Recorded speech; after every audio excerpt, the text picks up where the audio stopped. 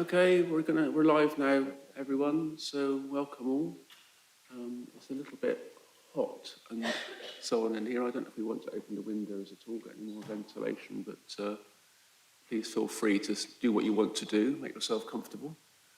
The other thing I'll just say before we start really is that in the past, I remember as chair speaking about COVID and going careful and wearing masks and so on. And time's moved on somewhat, but COVID is still with us.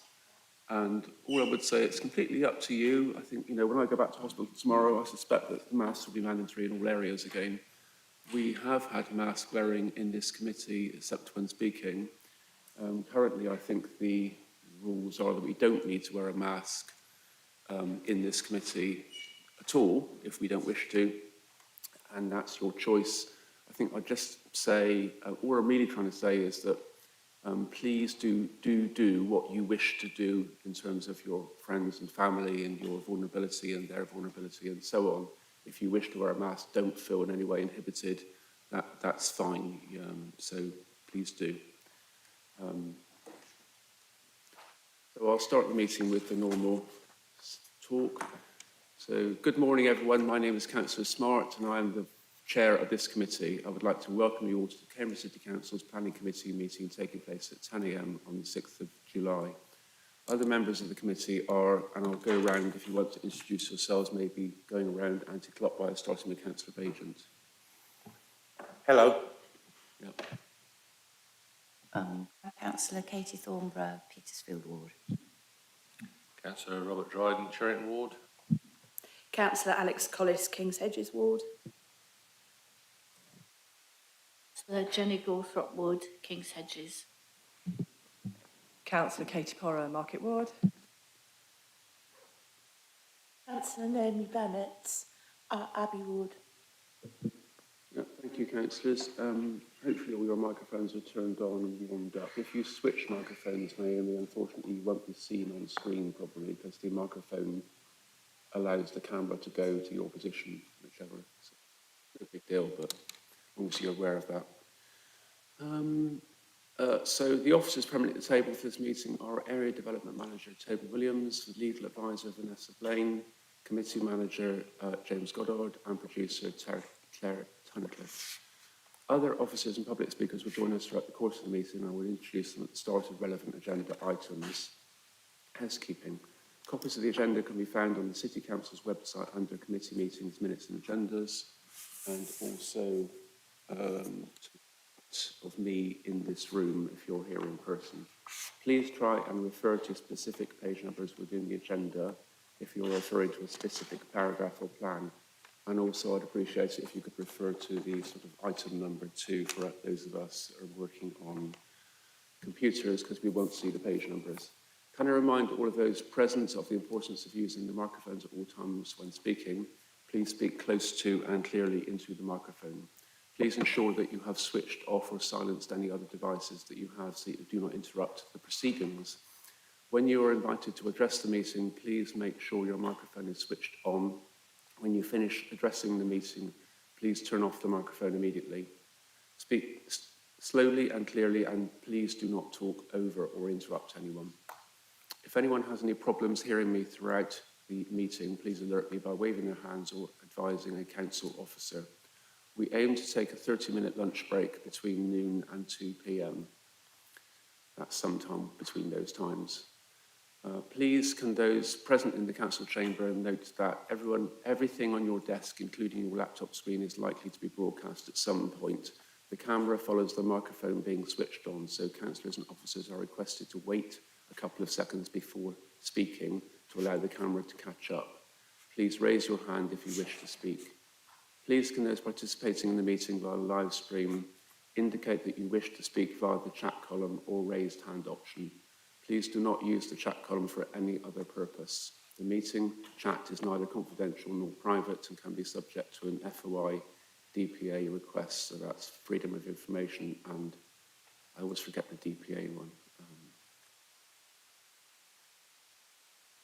Make sure that your device is fully charged and you switch your microphone off unless you're invited to speak.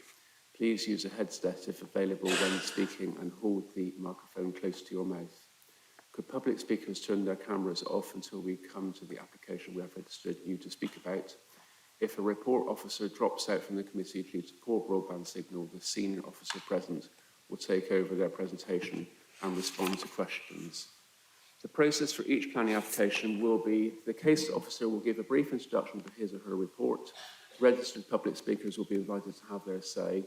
There will be 3 minutes for those speaking in support and 3 minutes for those speaking against, unless I've advised otherwise. The committee manager will ring a bell when you have 30 seconds remaining.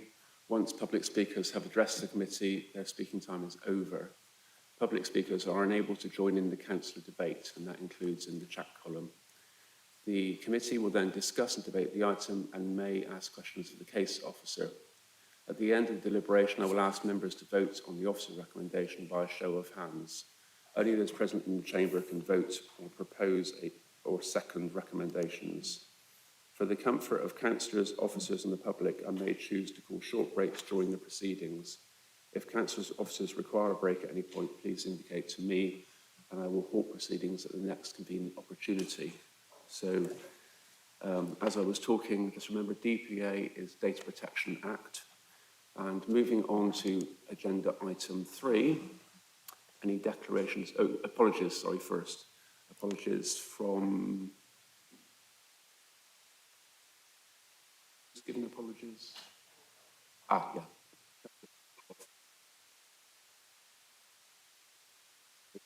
Item 3, please could councillors declare any declarations of interest? Councillor Bajan. Chair, I'm a member of the Cambridge Cycling Campaign. Thank you, Councillor. Councillor Thornborough. On the item on Barrow Road, I know the applicant, so I won't participate in that debate. And on the tree application, I have an interest in that as well, as I live next to the park. Councillor. Councillor Bennett. I'd like to recuse myself from the St Matthew's Tree item, Chair, please. Thank you, Councillor. Any more? Okay. Much. So, agenda item 4, minutes.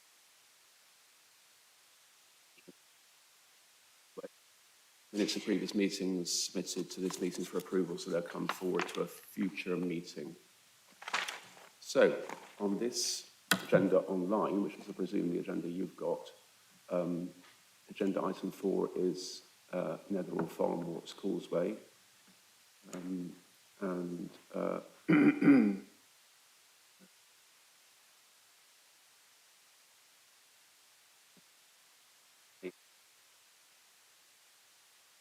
Truitt. So James, are you ready to present, James?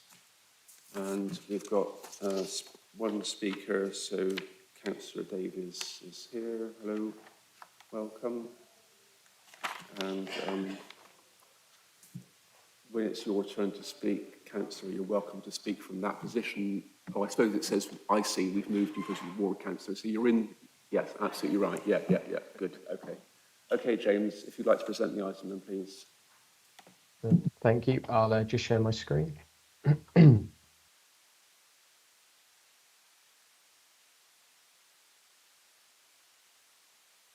Are you able to confirm if you can see my presentation?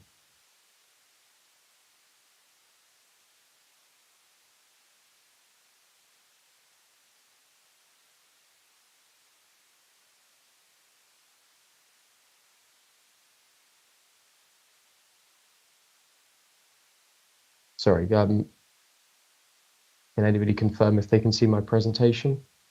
Yeah, we can see the presentation, James. Perfect, thank you very much. Before I start, I'd just like to say that Tam Parry is also present from the Cambridgeshire County Council Transport Assessment Team, for if there are any questions afterwards which require his specialism.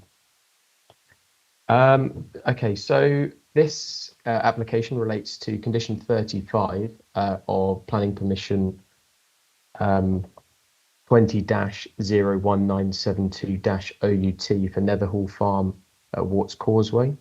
This application had previously been deferred at the 20th of April 2022 Planning Committee, and I'll expand on the reasons for the deferral and the updates since the previous committee later in this presentation. This discharge of condition provides details regarding the feasibility of implementing a northern link to Old Avenue or Beaumont Road.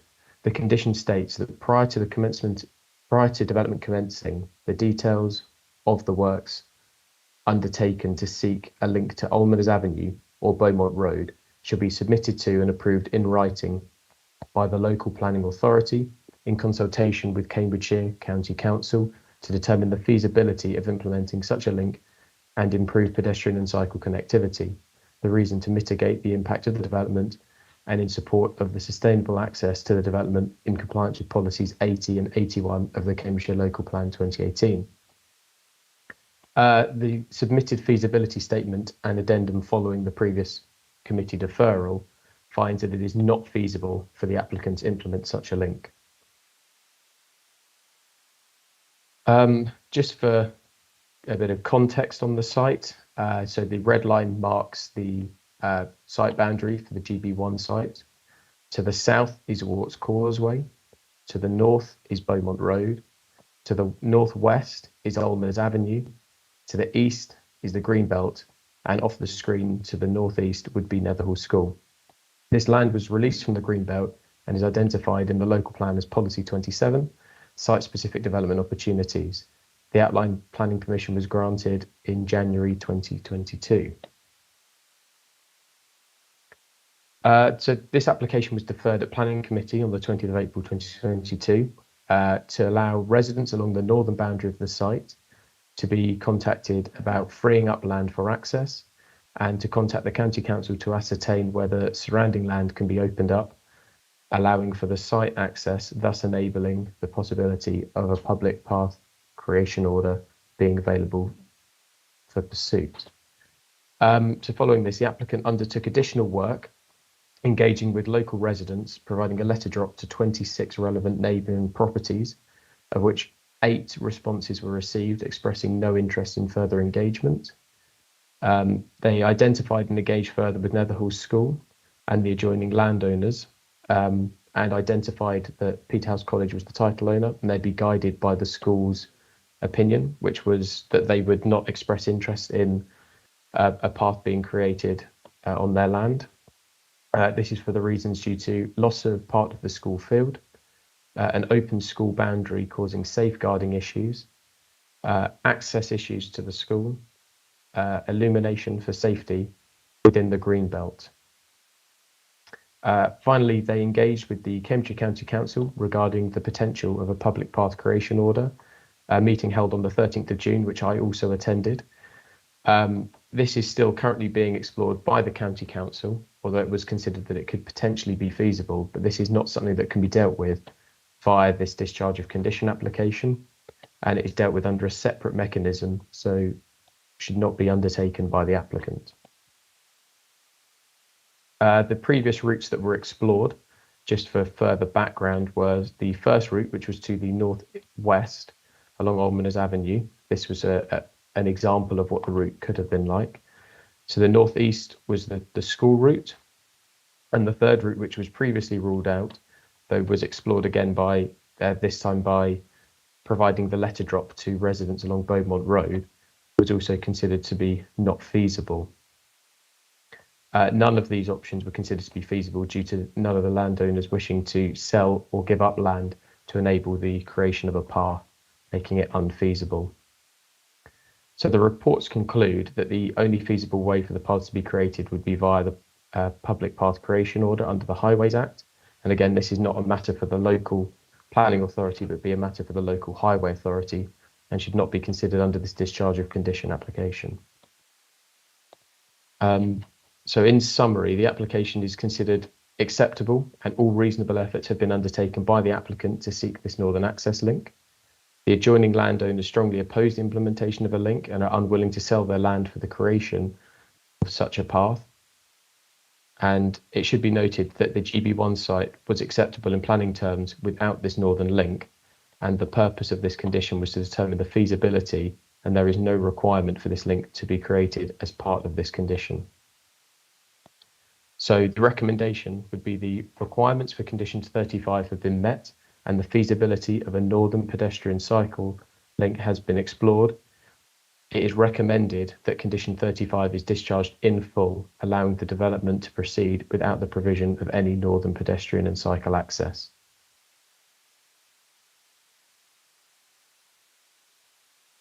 So much, James. Thank you. Thank you. Councillor Davies, your turn to speak. You have unlimited time. Thank you, Ready? Chair. This is the third time I've attended Planning Committee to speak about the need for a northern pedestrian and cycling access from the proposed Nether Farm development into the existing Queen Edith's neighbourhood and local schools and facilities on Wolfstone Way and Queen Edith's Way. I reluctantly accept the inevitability of the recommendation contained in the officer's report that committee must approve this application to discharge condition 35. However, I would like to put on the record my disappointment at this outcome, which I regard as a failure of the planning system at all phases to protect the interests of current and future residents of Queen Edith's, a failure from which officers and members need to learn. Councillors who were present during the drafting stage of the now adopted local plan will remember that there was fierce opposition to the removal of the GB1 and GB2 sites from the Greenbelt. To overcome these objections, members and residents were assured that these would be sustainable developments compliant with policies 80 and 81. Following the site's adoption for development, our insistence on the northern access has not been about NIMBYism, it has in fact been the opposite. It's about a neighbourhood wanting the best possible outcome for this development and its future occupants, as well as for their own community. The promoter, CEG, has frustrated us in that, and I would say they've been aided by a planning process, which we now understand, failed from the outset to provide the policy teeth to enable us to secure the access. Officer Truitt used the word required in his comments recently. This access should have been required, and it wasn't. The consequences that CEG will now announce the sale of the site, complete with this lucrative planning permission, and withdraw, leaving residents to deal with the consequences for decades to come. The development of one is not and cannot legitimately be described as sustainable. It fails to deliver a safe and efficient active travel route from the Nether Farm development to local amenities, and it will lead to more vehicles on the streets of our already extremely congested neighbourhood.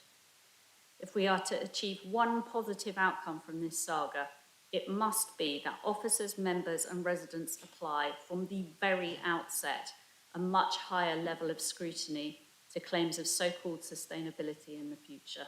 Thank you. Thank you, Councillor. I appreciate you coming to speak today. I was quite surprised to hear you put the blame on the planning system, and I suppose on our planning authority. So I'm sort of inclined to, just the thing is your speakers' questions don't get answered by planning officers. It's the debate around the chamber that gets questions answered. But sometimes it's useful to put questions brought forward by speakers to officers. So I wonder if James or maybe Toby want to answer that question or statement that the planning authority and the planning system has failed, because it feels to me, from what I've seen and heard, that it's not so much about the planning authority, which often is in the middle of these things, but to do with land not being given up for use as a cycleway. So James, over to you. Apologies, you broke up a little bit for me there. Would you be able to repeat that again? Sorry. Well, I presume you heard what the speaker said. And Yes, to I did, paraphrase, the speaker said the planning system failed. So do you want to respond to that? Yeah, if I can, I'd like to pass to Toby, really. Yeah, it's quite a difficult question for me to answer. Toby? Chair, I mean, I wasn't involved in the original outline application, but I would have thought it would be a brave local planning authority that would have resisted the allocation based on the lack of provision of a footpath which could only be delivered across third-party land.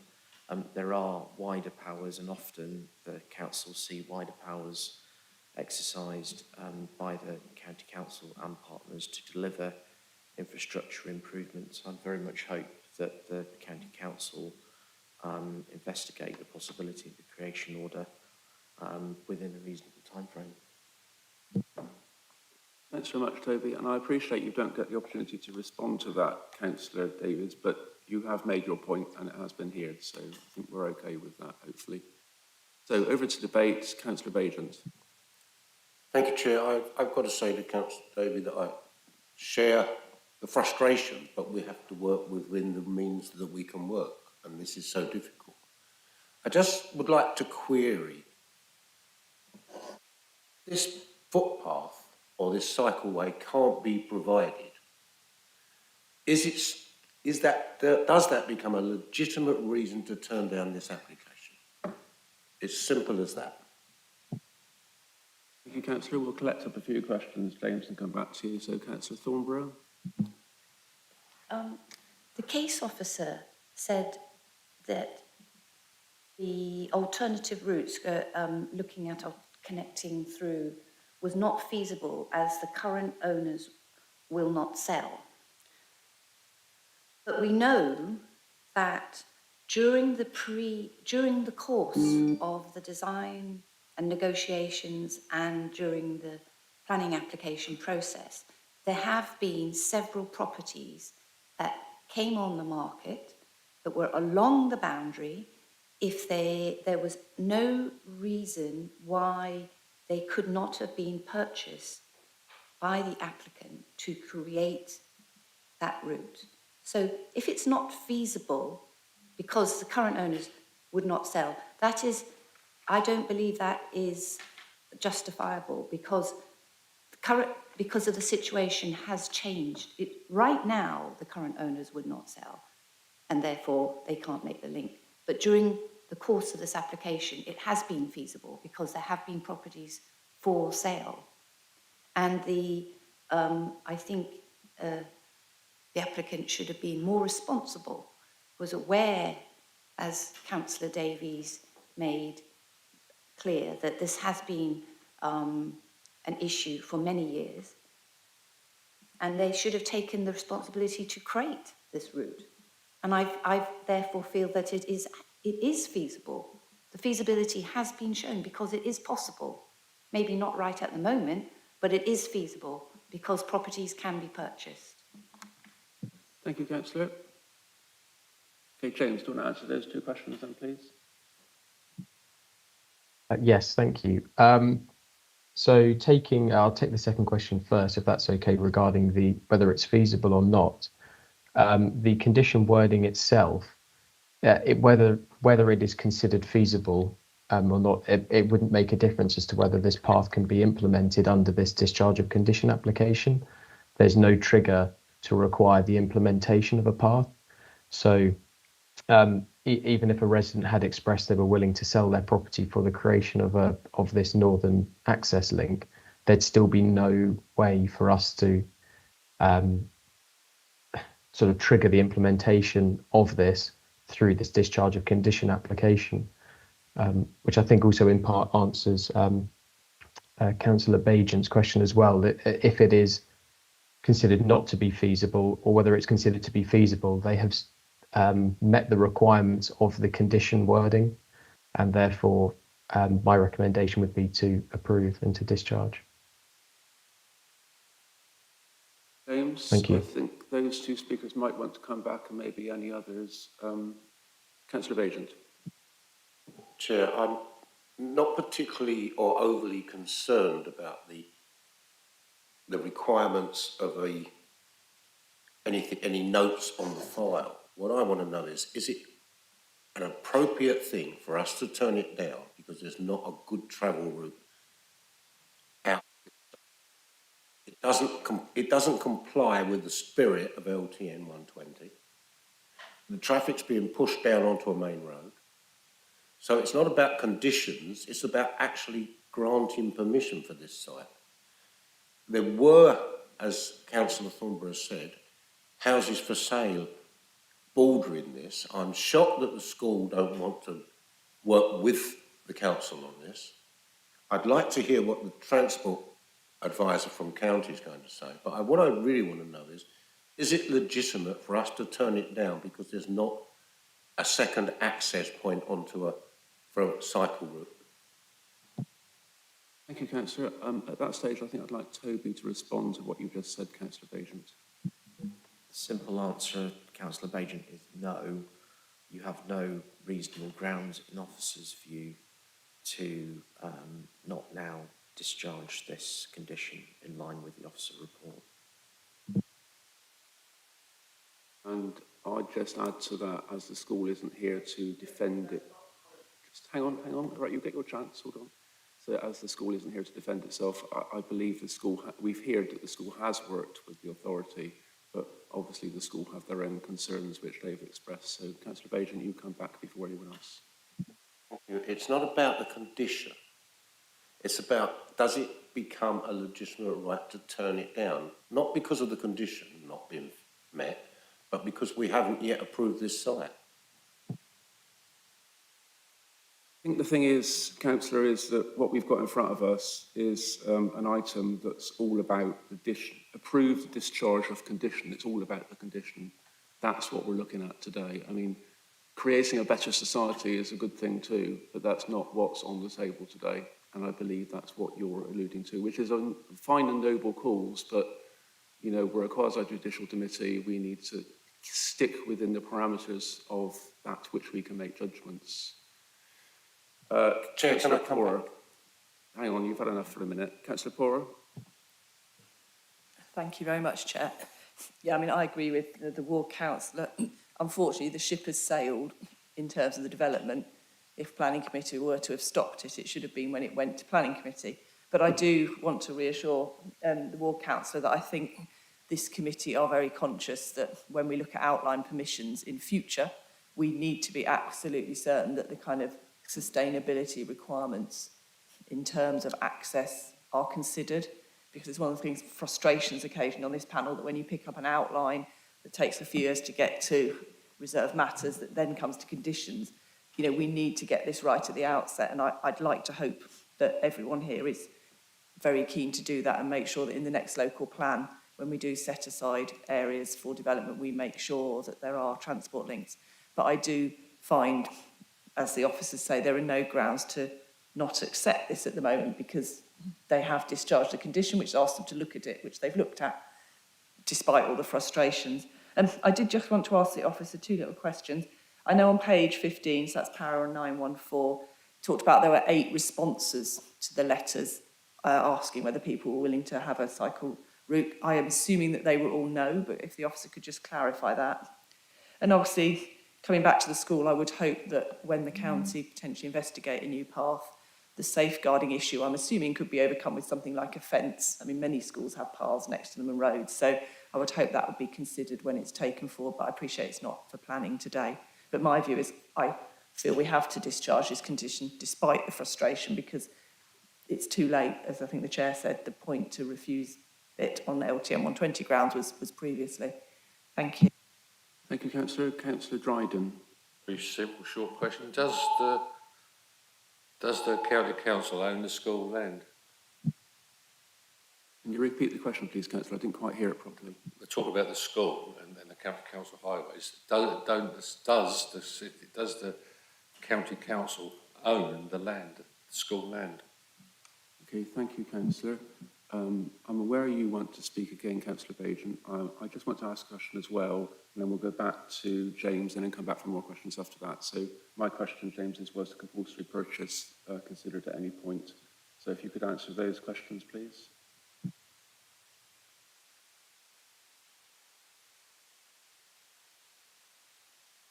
Yeah, no problem. Thank you. So in regards to the question about what the letters say, yes, they do say no, they're not interested, or words to those effect. I've had sight of them, but due to GDPR, I couldn't supply those within my report. Does the county council own the school? The answer is no. It's on a long-term lease from Peterhouse College.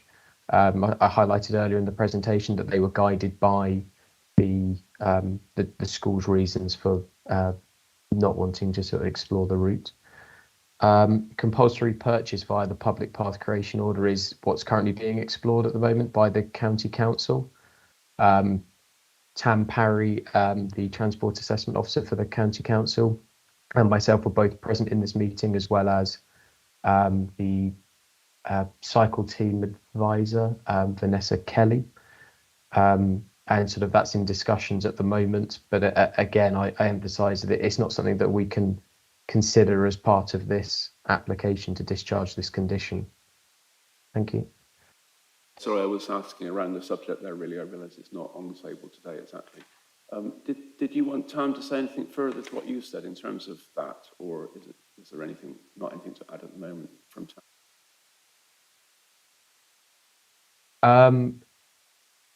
I don't think there's anything further at the moment from that Tam can Tam can sort of expand on what I've said, really, unless Tam wanted to say anything on the transport from the site to the surrounding area, but I don't think a question's been asked on that. Say a question's been asked, so if you're there, Tam, answer it.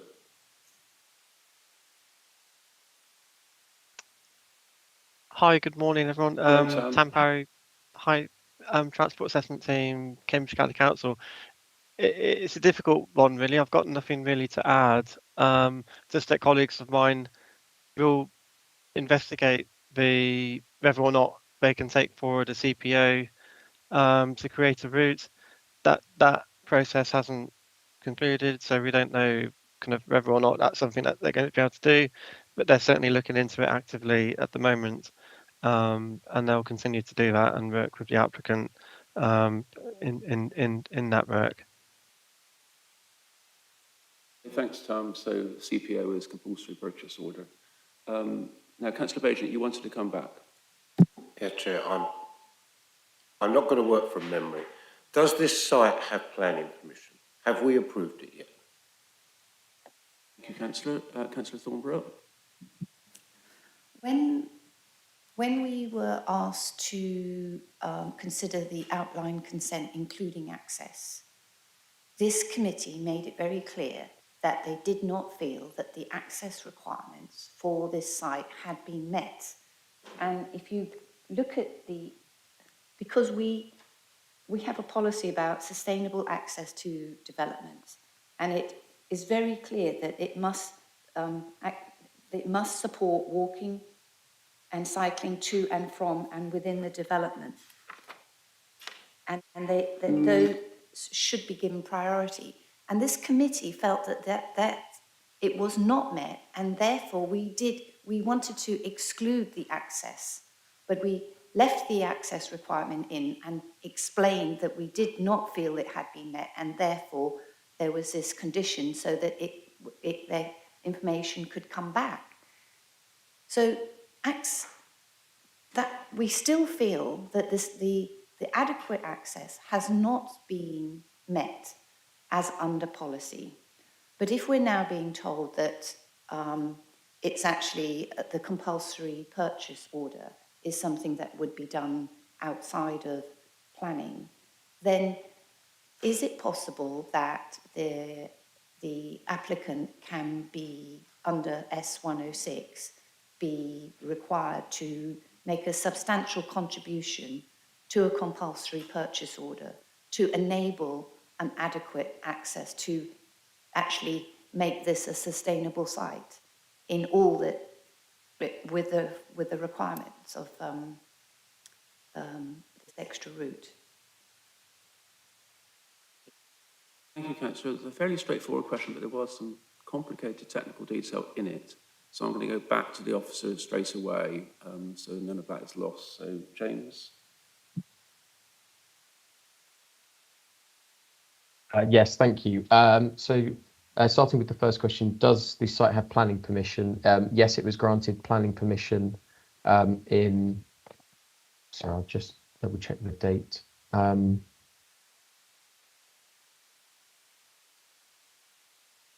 Apologies.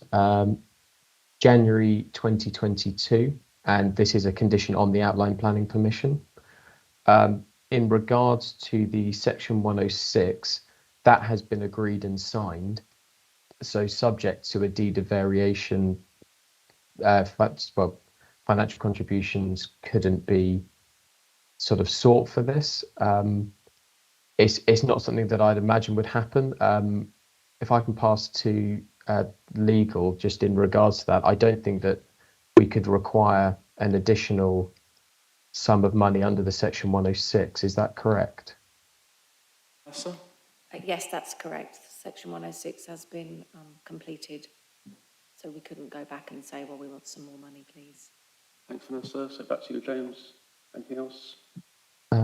No, I think that's it. Thank you. Another hand up. Yeah, Councillor Gawthropwood. Thank you for that explanation of the S106. How can we, I mean, it is outside the planning committee remit, but how can you ensure, and this is maybe something for Tam, that the county do take forward the creation of this path, and so that it does actually happen, not that, you know, so that the order is made and it happens. Thank you. Thank you, Councillor. I mean, your preface to your question was concerning, because I immediately thought maybe we ought to stop you there. It's not outside the remit, but I'm not entirely sure it is outside the remit, because I'm presuming, James, that if we do not approve the discharge of condition,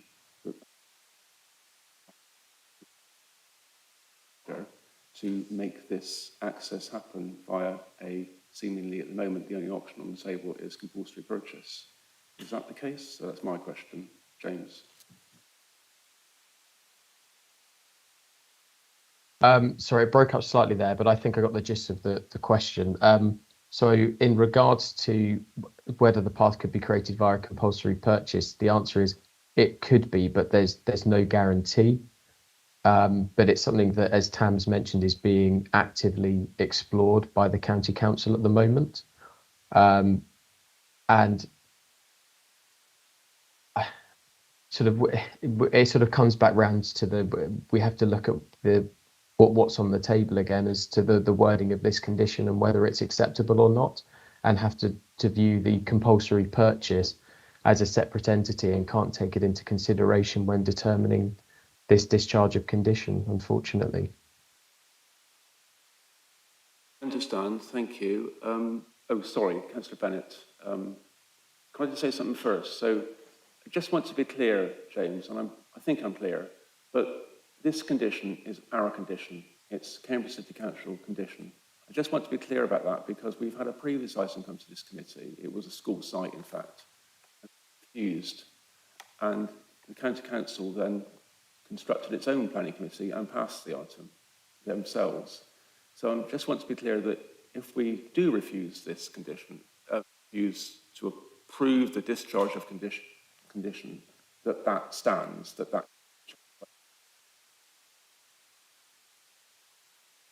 well. So I'll let her ask her question.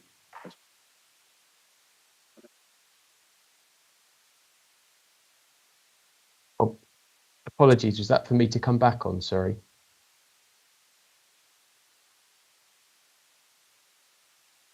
Not working?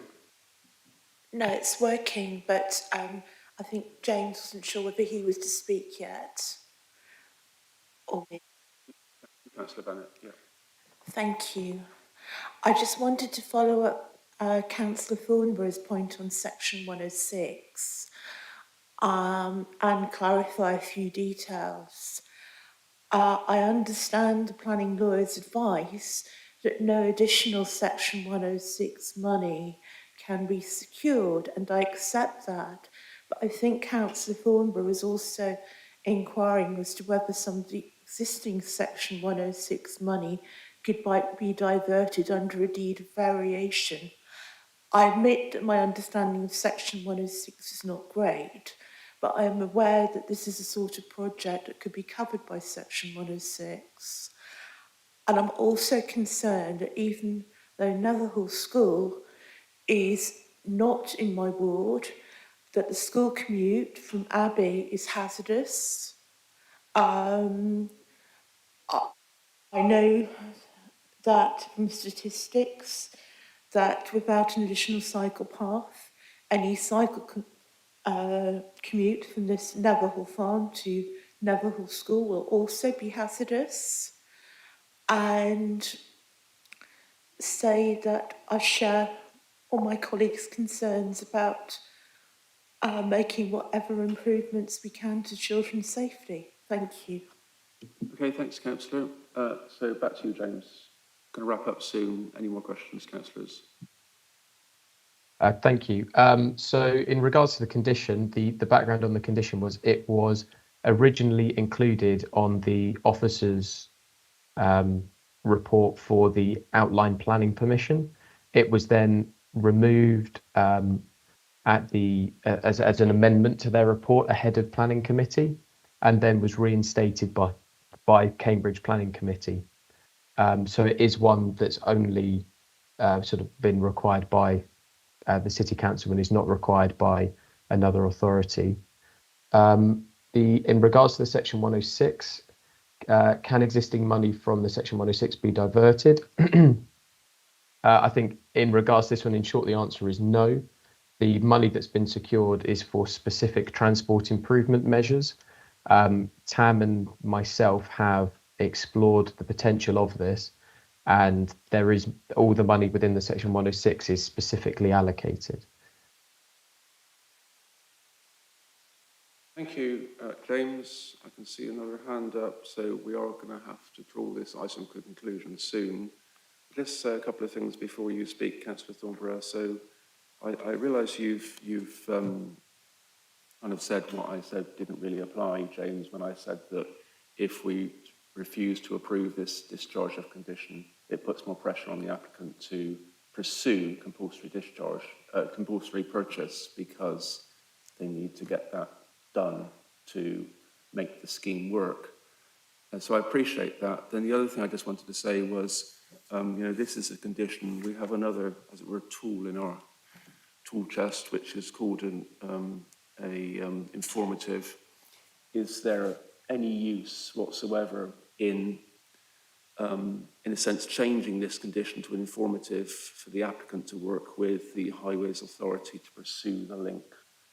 So at least, it seems to me we're all very concerned, but we're not really actually achieving anything with our concern. We're just very concerned. But that seems to me about the best option, unless the former option was a serious option that members thought was worth pursuing. Councillor Thornborough. I think the case officer said that the applicant had approached all of the property owners asking about a sale of a strip of the land. So it seems that they were amenable to the idea of purchasing some land if one of the current owners had been willing to sell. If they had been willing to sell, then this route would be feasible. So I feel that, I'm sort of wondering whether to suggest that we defer this again and allow the case officer to go back to the applicant and ask whether they would be willing to reopen the S106 negotiations and increase their commitment to S106 to enable the county council to go ahead with a compulsory purchase order. It seems that they were willing to look into it, and they hit a stumbling block because at the moment they couldn't purchase. At the moment, it may be in 6 months there will be a property for sale, like there has been, within the last 12 months. So I feel that we're between a rock and a hard place. The applicant is showing willing to try and create this link, and we should go back and give them another chance. Otherwise, we haven't created, I don't feel it's a sustainably accessible site. Councillor, I think Vanessa wants to make a comment at this stage. Legal officer. Thank you, Councillor. Through you, Chair. All of your comments are important and they're valid, but I will bring you back to the application before you today is the discharge of this condition.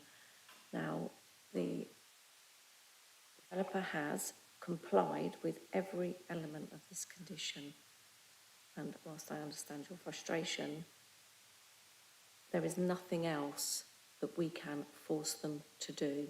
I understand the comment on, well, we could go back and perhaps get the purchase of a house. It would appear it would take the purchase of more than one house. We are asking families to sell their family home to allow for creation of a footpath. That would be a very delicate matter, and that would be for the county council. And as the planning authority, we can't force the county council to do anything. It is hoped that their discussions are fruitful, but that cannot be guaranteed. If the application is refused, and that is within your gift, it won't force the developer to try harder. What it will do is force the developer, I suspect, to appeal. If the council is considered to have acted unreasonably, then it is at risk of costs. I understand financial issues are not substantive reasons for you to refuse, but I bring that towards you as a possible cost warning, because I could see no grounds on which the council could possibly win an appeal put before the inspector. Vanessa, that's very useful. Thank you. Any more questions? No. And do we think the suggestion I made of changing it into an informative might be useful? Yes, no, nodding, shaking at the moment. Toby, yeah. Chair, so you wouldn't be able to do that lawfully. I'm afraid you are between a rock and a hard place on this application. I didn't know that. Okay, I've learned something today. Not lawful. I wouldn't break the law, would I? So in that case, then that's it. Then let's have a vote. So do you want to give us the recommendation, please, Toby? Mr. Chair, so the recommendation is set out on page 15 of the agenda pack, and the recommendation is to discharge condition 35 in full. Thank you. Approve that recommendation.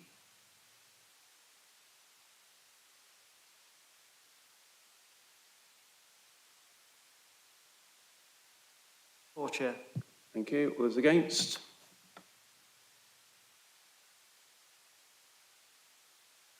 Two against, Chair. And abstentions? Two abstentions, Chair. Thank you very much, everyone. Thank you, members. We approve the discharge of condition. Thank you, James, and thank you, Tom, and thank you, Councillor Davies. In that case, I'd like to just have a couple of minutes break, if you don't mind, till say 5:02. I've got a busy morning with casework, and I just might get a glass of water and get a bit of fresh air, if that's all right. So we'll come back at 5 to 11. Thank you.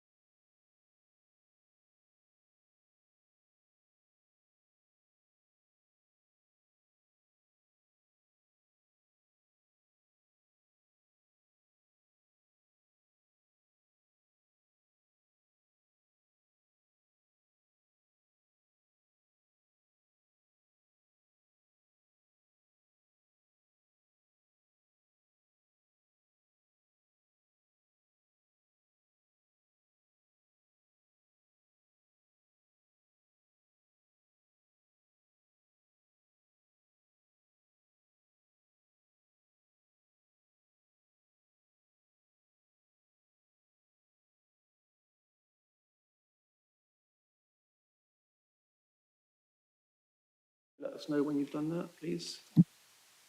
So we're back live again. So welcome back after a short break. The next item is 41 Barrow Road. The officer is Charlotte Peat, actually Charlotte, yeah, CP. And speakers, we've got, looks like Adri, you're speaking, yeah, and Councillor Hawke has sent in a statement. Just to be clear, Adri, you're speaking instead of the applicant. Microphone so everyone can hear what you're saying. The applicant is there, so hopefully he will make the statement. In case there's any technical issues, I will take over. I understand, right, thank you for clarifying. So, and just to say, as I said in the last committee, I know Adri professionally, but declare an interest there. Okay, so Charlotte, if you want to introduce the item then, please.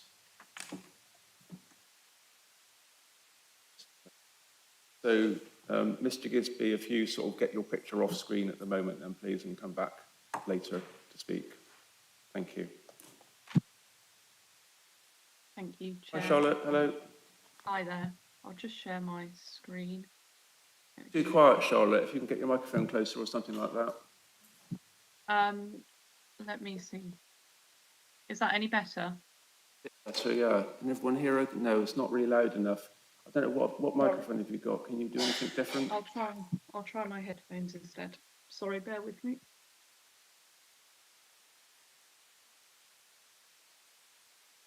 Bear with everyone. That should be a little bit better. That's fantastic. That's perfect. Thank you. Okay, great. Sorry about that. Okay, so yeah, the application is at 41 Barrow Road and proposes a loft conversion with rear dormers.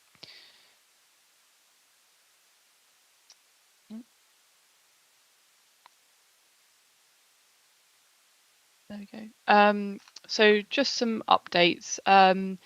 Members may remember that this application was due to be heard at the previous planning committee. However, it was deferred due to a request from the applicant as they wanted to share a presentation and statement with members. They weren't able to do so because it wasn't in the public domain, but now it is, and they will share that with you in due course.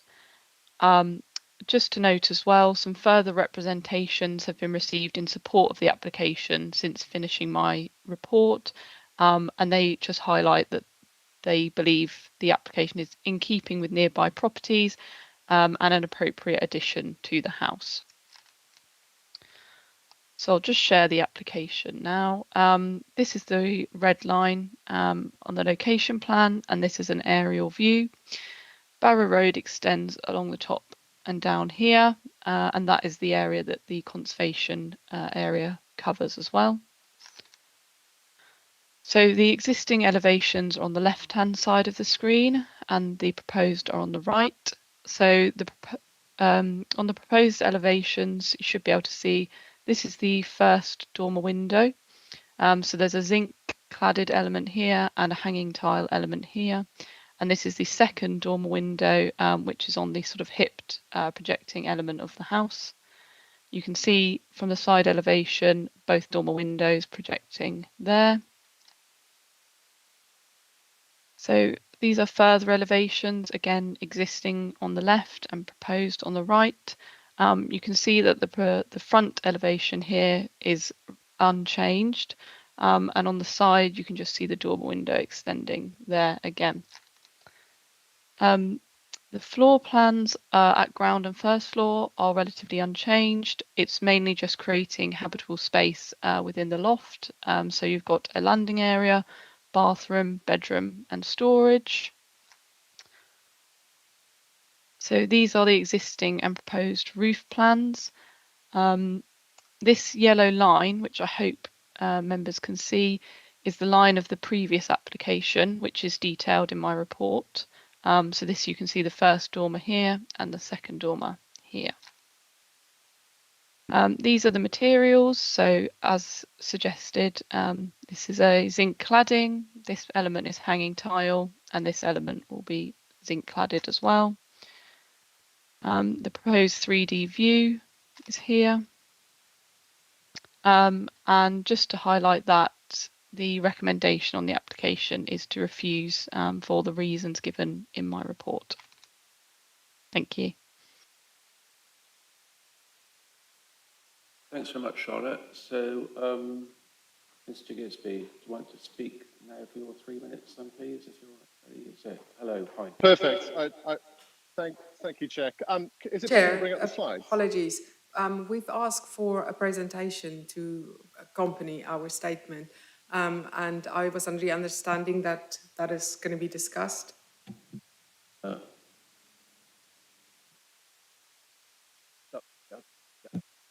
Chair, if I may, because the applicant wishes to speak to a presentation, it's been shared with the planning officer, but for the public record, the planning officer needs to confirm that the information in it is in the public domain, which I think is the case, but we need that. And then if you're happy for the presentation to be shown, then the planning officer could share it whilst the applicant speaks, but we need to go through those steps. Yeah, thanks, Liz. I thought soon. Sorry, I was just presuming because we were at the moment after the previous, the item went to the previous committee that we had it in the public domain. I thought that was said already. But anyway, can I just check, Charlotte, that the presentation is in the public domain? Can you just confirm that, please? Yes, the presentation is in the public domain. So, James, are you able to, I don't know if you're putting it on screen or who's doing it? I was expecting Charlotte to. I Okay, locked Charlotte. out my system Yeah, again, yeah. Chair, so the planning officer will have to share it, I'm afraid. So, Charlotte, are you able to share that presentation on screen so that the applicant can talk to it? Yes, no problem. Thank you very much. Fantastic. Fantastic. I can see it, so I'll get going. So this is our home, which we want to invest in for the future needs of our family. Hang on a minute. So can I just check that everyone can hear this? If you could speak a little bit closer into whatever it is you're speaking into, please, Miss. Is it John? Is it John? Yes, it is. I can't hear you properly. That's better. Thank you. Is that better? Is that better, Chair? Can you hear that? Yeah, that's better. Thanks, John. Thanks. We'll start your 3 minutes from when you start. Don't worry about that. Perfect. So I'll get going. This is our home, which we want to invest in for the future needs of our family.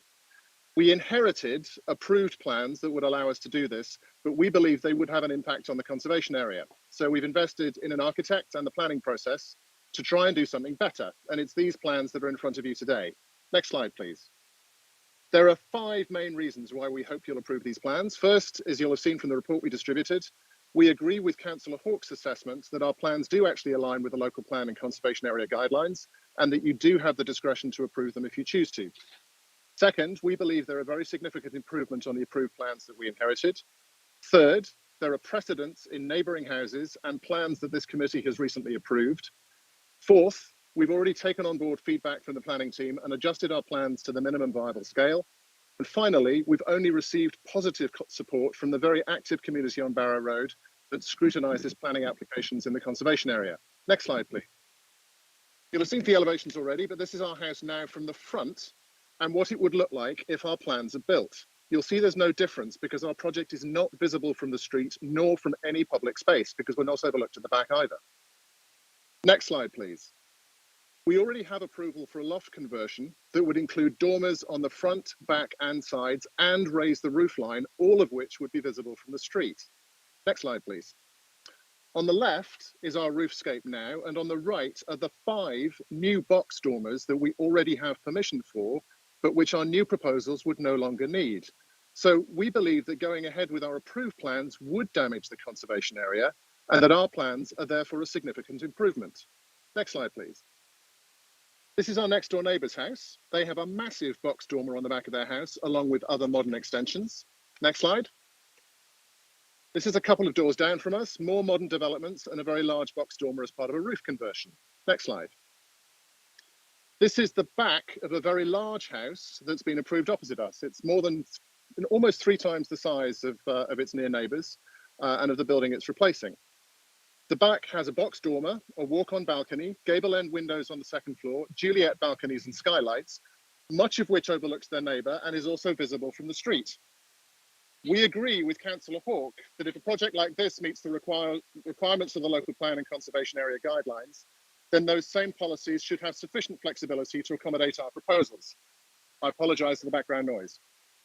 Next slide, please. We have already reduced the ambition of our project significantly, including reducing the size of the dormers to their minimum viable size to get enough natural light and usable floor space and still make the project viable. Next slide. Barrow Road has a very active community, and since the conservation area has come in, they've registered 120 negative comments on recent planning applications. Our plans have been out to consultation 3 times, and they've only ever registered positive comments of support, and that number has risen over the course of the last week. Next slide, please. In conclusion, I hope you've read the report that we distributed last week. We agree with Councillor Hawke's assessment that the planning laws should support our efforts to implement a better project than the one we already have permission for. We hope that the committee agrees, and we thank you very much for your consideration. Right, thanks so much, John. Okay, so we've got a statement to be read out on behalf of Councillor Hawke, who's not able to attend committee. So, James, do you think you could kindly read that out, please, when you're ready? Thanks.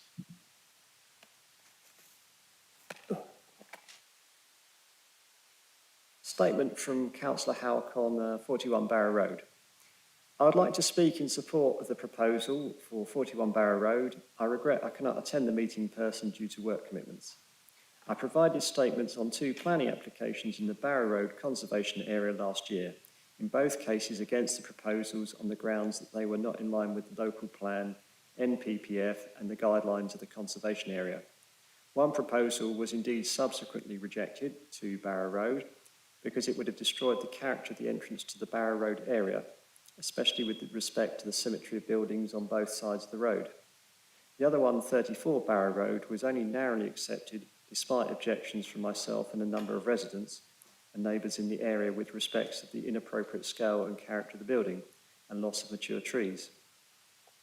On the basis of this experience, I'm at a loss to understand how the dormer window at 41 Barrow Road can be rejected on material grounds. I visited the site and can confirm the dormer windows in questions would not be visible on the road, from the road, and would only be noticed by direct neighbours, if at all. I have not seen any objections from neighbours or heard any objections myself when talking to residents in the Barrow Road area. The direct neighbours at number 43, the only ones with a direct view on the dormer windows, registered their approval on the planning portal, as did several other local residents. The plans have not led to any negative comments on the planning portal over the course of 3 consultations. The conservation area exists to protect the interests of local residents, and in this case, it seems to work against them.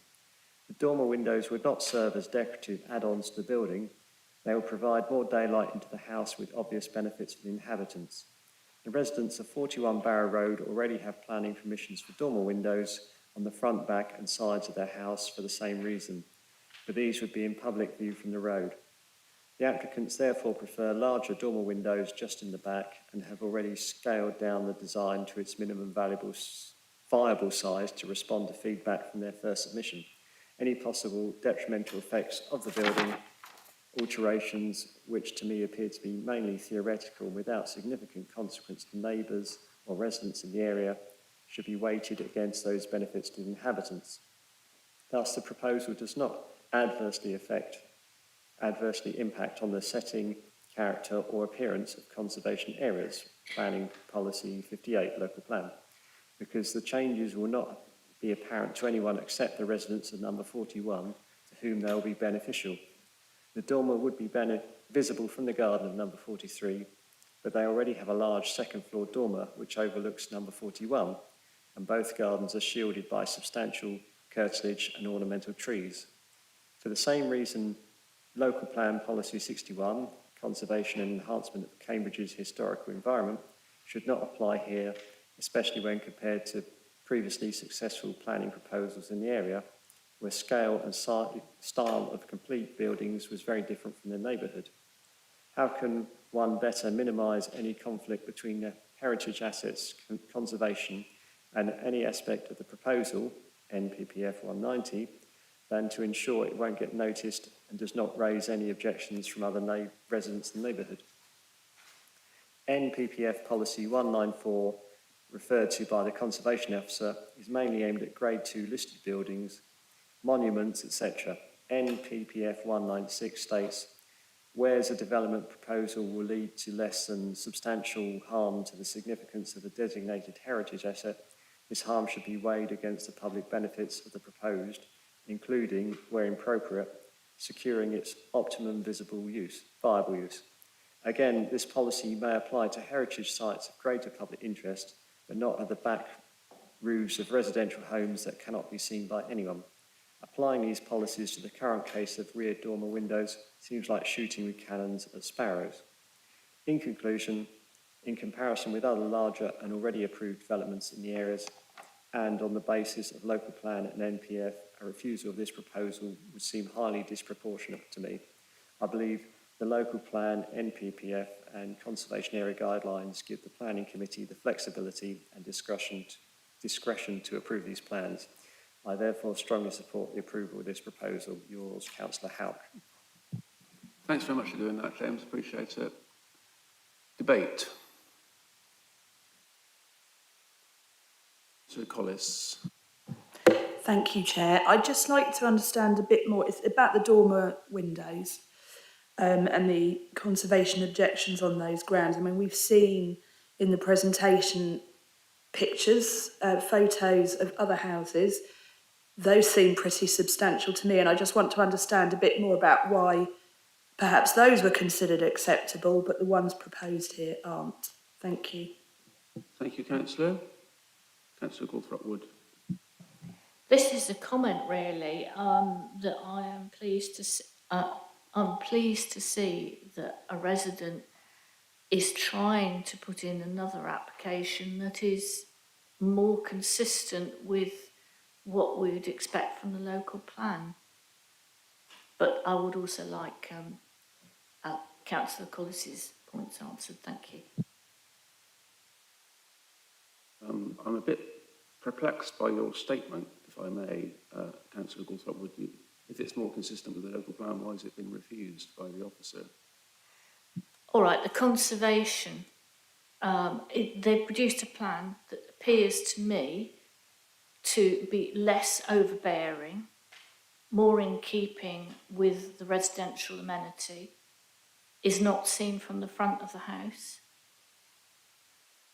So maybe this is more about, preserving a conservation area, but making best use of the buildings. Perhaps I worded that wrongly. Thank you. No, thank you, Councillor. That helps a lot. Thank you very much. Councillor Bajent. Chair, I'm confused. There are examples in this road of box dormers. We as a planning committee have accepted in the past, but when there are examples of box dormers on the back of roofs, that it is mainly acceptable by this planning committee to approve them. I'm really confused by a conservation officer who is or our conservation officers who are inconsistent in how they get concerned about conserving things. Nobody can see this. The only people that can see it are the neighbours. The neighbours already have a box dormer, so I don't know why they would complain.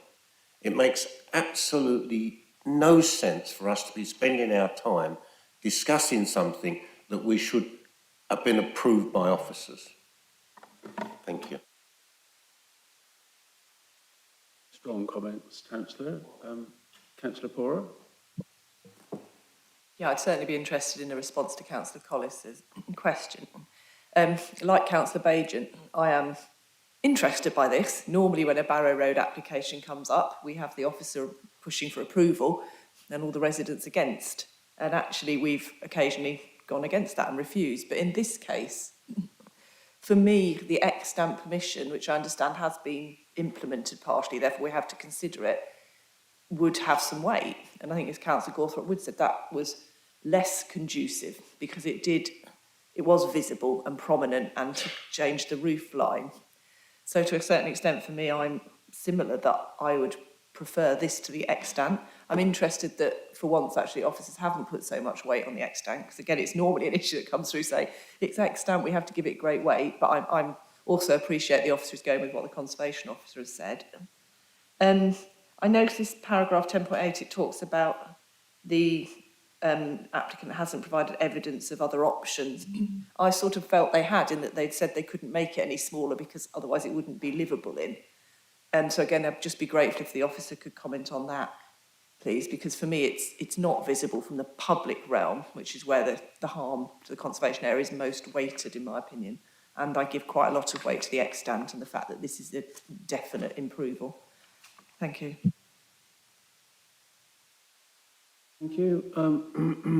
I think it might be useful, Charlotte, if you tell us what a box, explain what a box dormer is, so we will understand what we're talking about.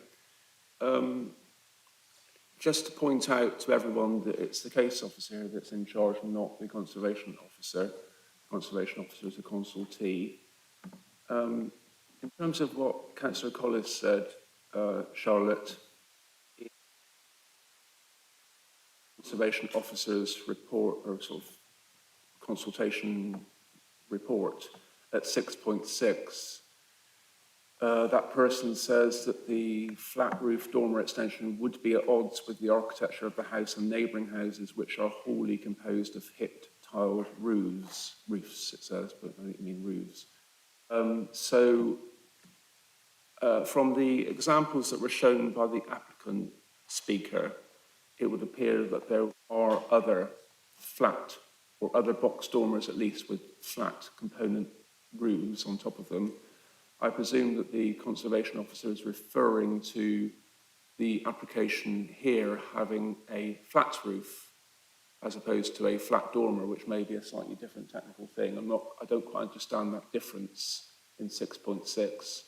It seems to be critical in terms of the conservation officer's objection to this item.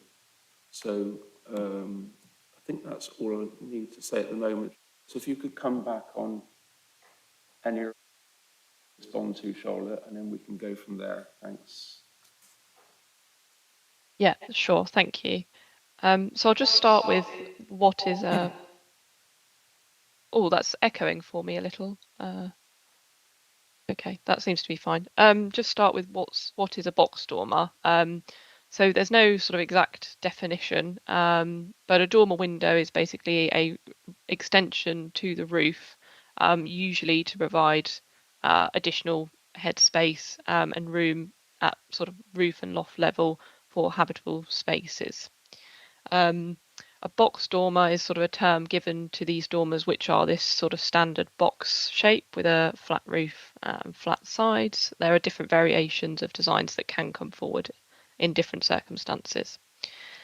So in terms of the other examples of dormer windows that have been seen, so the dormers that have been shown are at number 43 Barrow Road, which is next door to the property, and number 35, which is just along the road.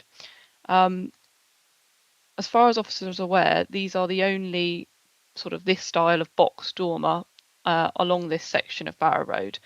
Otherwise, the roofscape of Barrow Road is generally well preserved, and as the conservation officer has highlighted, is a very positive part of the conservation area, and this is reiterated in the conservation area appraisal. Barrow Road is quite a special conservation area. Other conservation areas in the city have been sort of degraded by these box dormers, and that leaves us sometimes with a bit less flexibility in resisting them. But in this case, Barrow Road is a special conservation area in this sense that it's generally conserved. And as officers, it is our duty to give special attention to conserving the conservation area.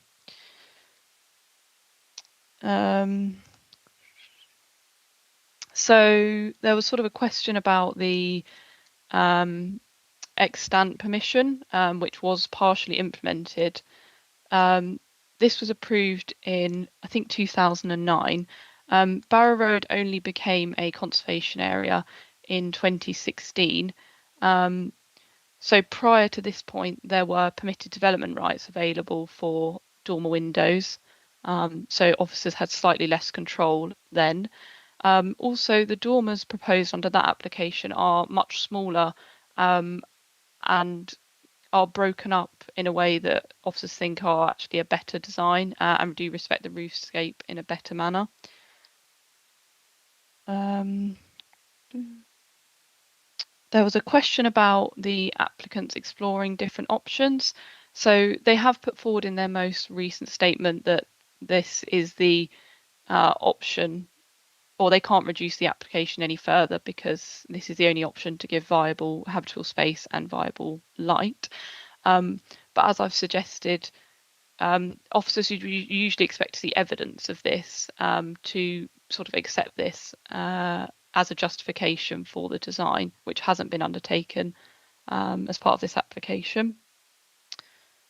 And sorry, I sort of missed the last point about the Conservation Officer's comments and paragraph 6.6. Chair, would you sort of expand on that if you would like me to come back on that, please? Thank you, Charlotte. So in 6.6, the Conservation Officer says that the flat-roofed dormer extension would be at odds with the architecture of the house and neighbouring houses, which are wholly composed of hipped tiled roofs.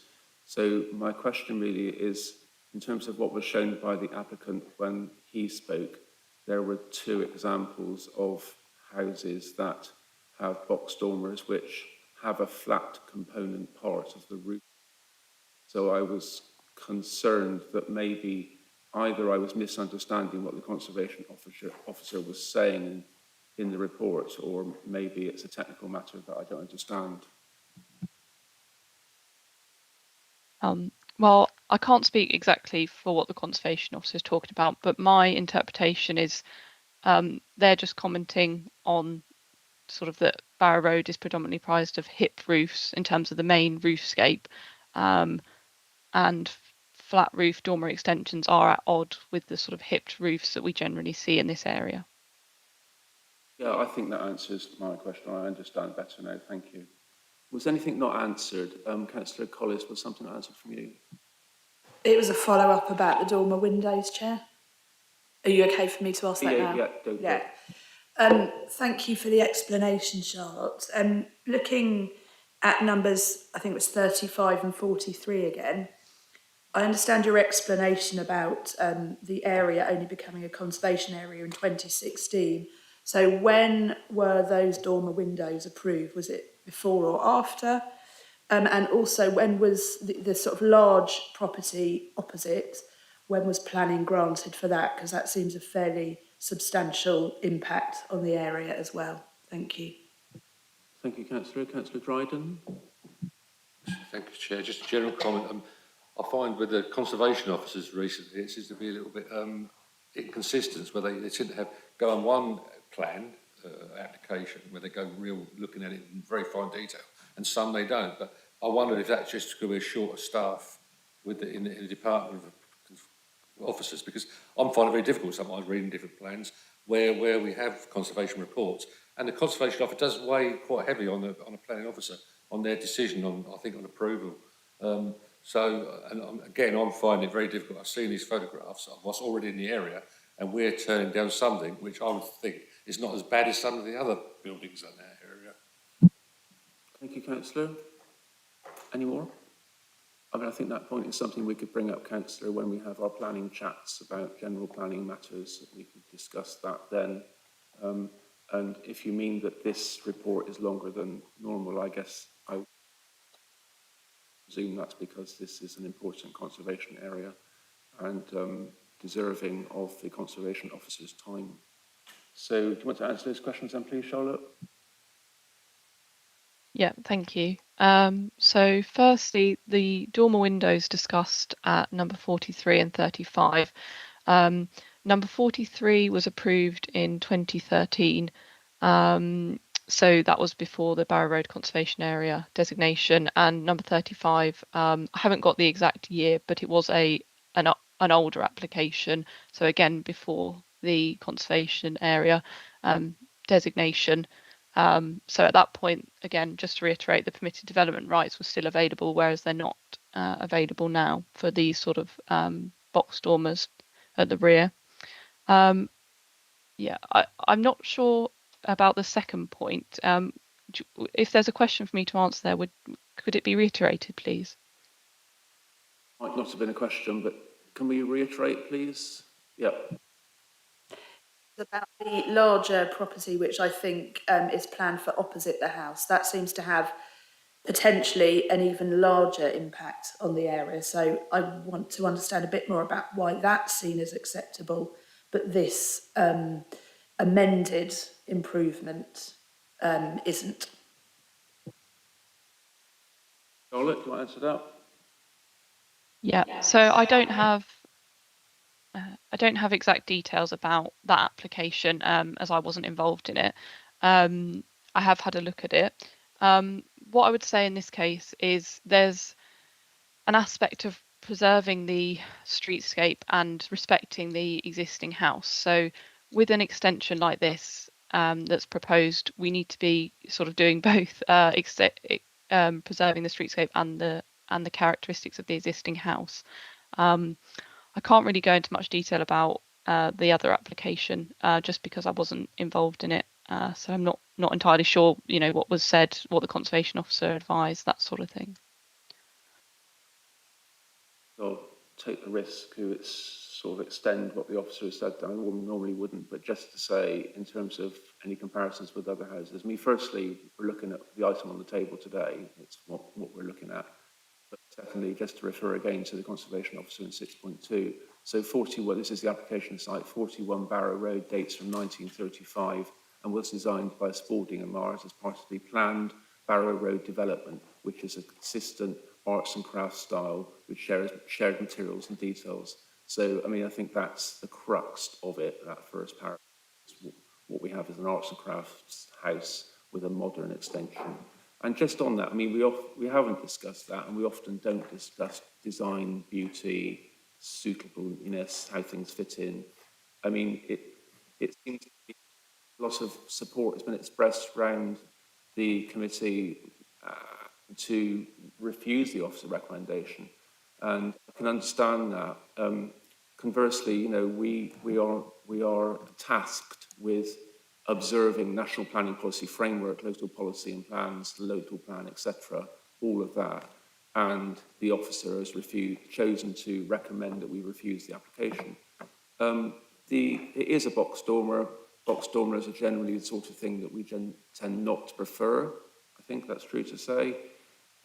It's not a bad box dormer, though, in the scheme of things. I'm talking in very general terms here, very sort of common sense language.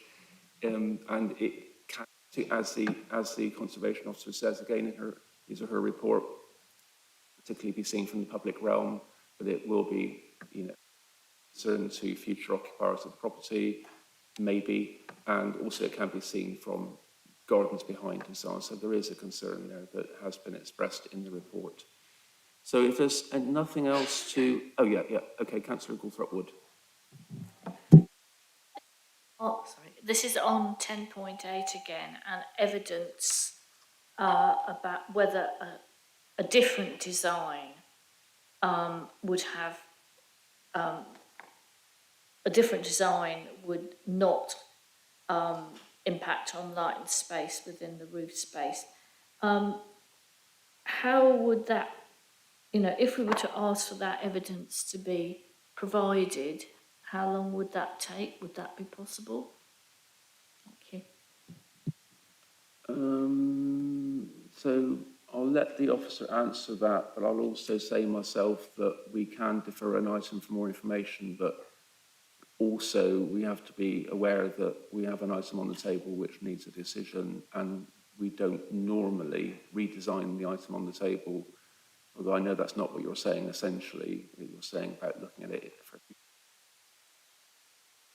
where we are, it's a bedroom with a few bits and bobs added, and I don't see that much could be. We'll see what the officer says, Councillor. So, Councillor Pora. Thank you, Chair. I would like to thank the officer for very good answers to questions, because actually it's really helpful. And my position, I think, still remains that I give some weight to the previous extant permission that could be implemented, which I find is more detrimental to the conservation area and the roof lines.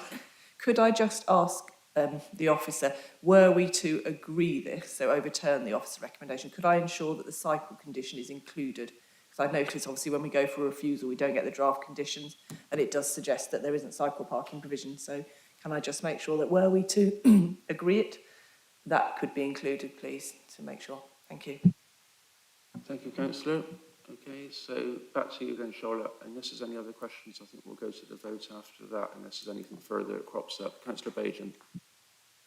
Chair, I too would like to thank the officer for the excellent way this has been presented. The fact that we may be at odds over what the outcome should be is not actually relevant. I think that the reality is here that this can't be seen. It doesn't affect the and that we should go to approval on this.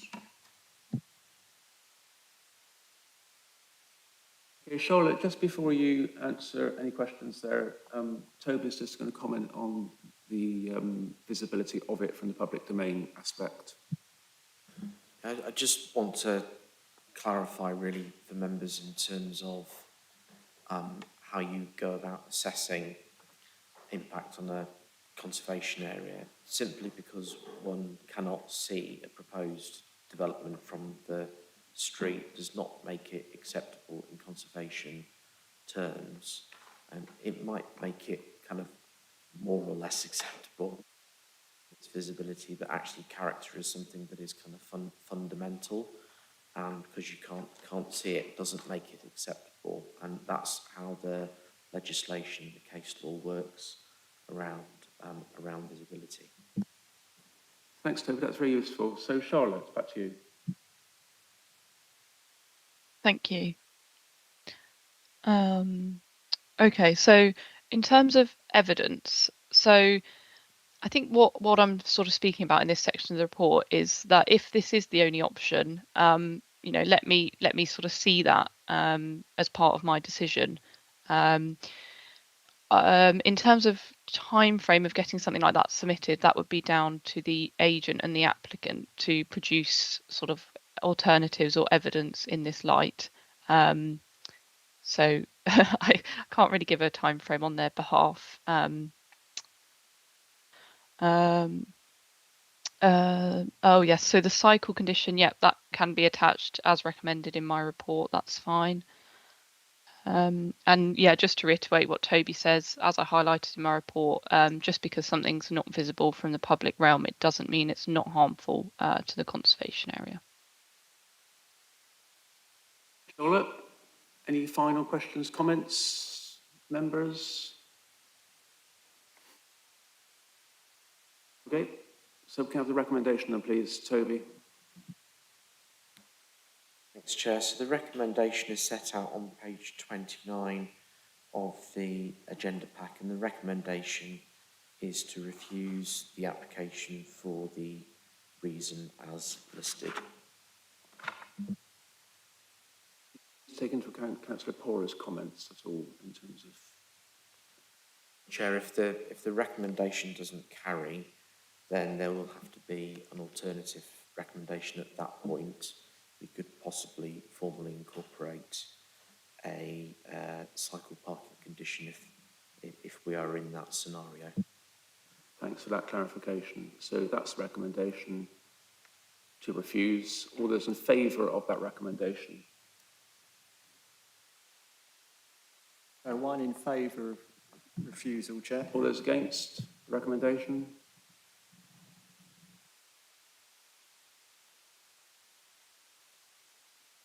The reason I was querying, Chair, I counted 6 there, and I think there must be one abstention. Oh, yes, one abstention, of course, Councillor Barrow there. So we're just in neutral now, Chair. We've gone against the officer recommendation. You're in neutral now. Thank you.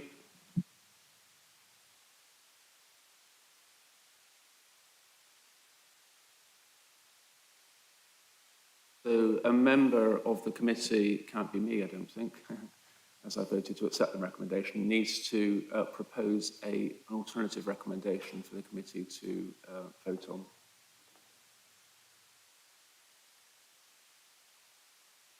chance. Anyone want to do that? Councillor Bajan, what recommendation would you like to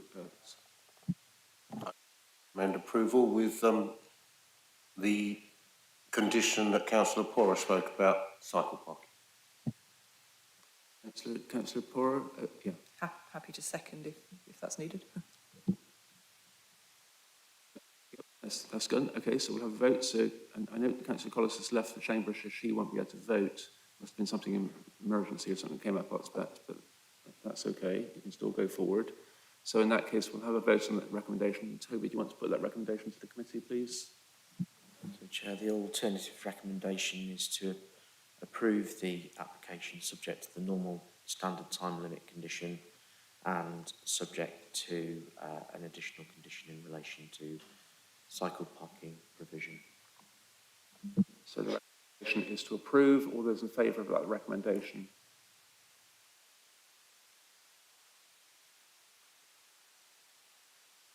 So five in support of that, Chair. Thank you. And against? And one against. And abstentions, none. Thank you very much. So this item is approved. Thank you very much. Thank you for a good debate. Thank you to the speakers, and thank you, Charlotte, for your presentation and officers. Right, it's 20 to 12. I think we'll just carry on from the next item, if that's okay. Or actually, maybe we should have a quick break for a drink. Maybe that would be good, because we've been going a while, haven't we? So let's have a 10-minute break. Come back at 10 to 12, please.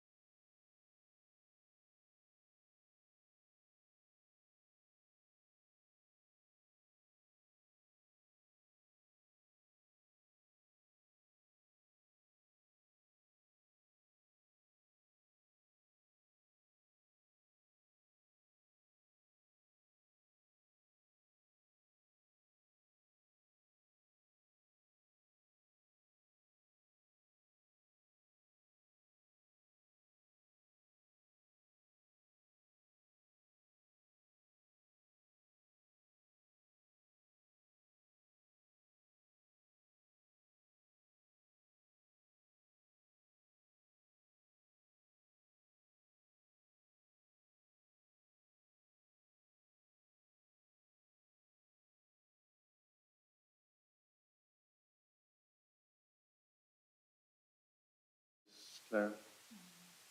We're live now. Thanks very much. And so welcome back after that short break. The next item is 10 de Freville, item 6. The officer is Mike Allen, and we have an objector speaker, Nikki Blanning, who's asked for a statement to be read. So if you want to introduce the item, then please, Mike, when you're ready.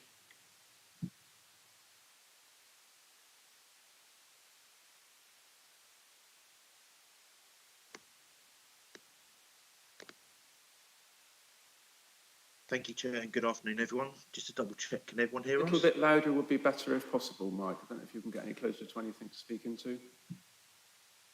Okay, thank you, Chair. Can everyone hear us now? That's fine, thank you. Okay. So the application site is located at number 10 de Freville Avenue. The application site consists of part of number 10's rear curtilage and a single-storey garage used by the occupiers of number 10. This planning application seeks planning permission for the demolition of the existing single-storey garage to be replaced with a two-storey detached dwelling house within the rear curtilage of number 10. This planning application has arrived at planning committee today. A third-party representations have been received which are contrary to the officer's recommendation and cannot be resolved by planning conditions. This planning application is recommended for planning approval, subject to the conditions outlined in the officer report. On the slide now, you will see an aerial view of the site. Where the red star is here, that's where the proposed new dwelling will be.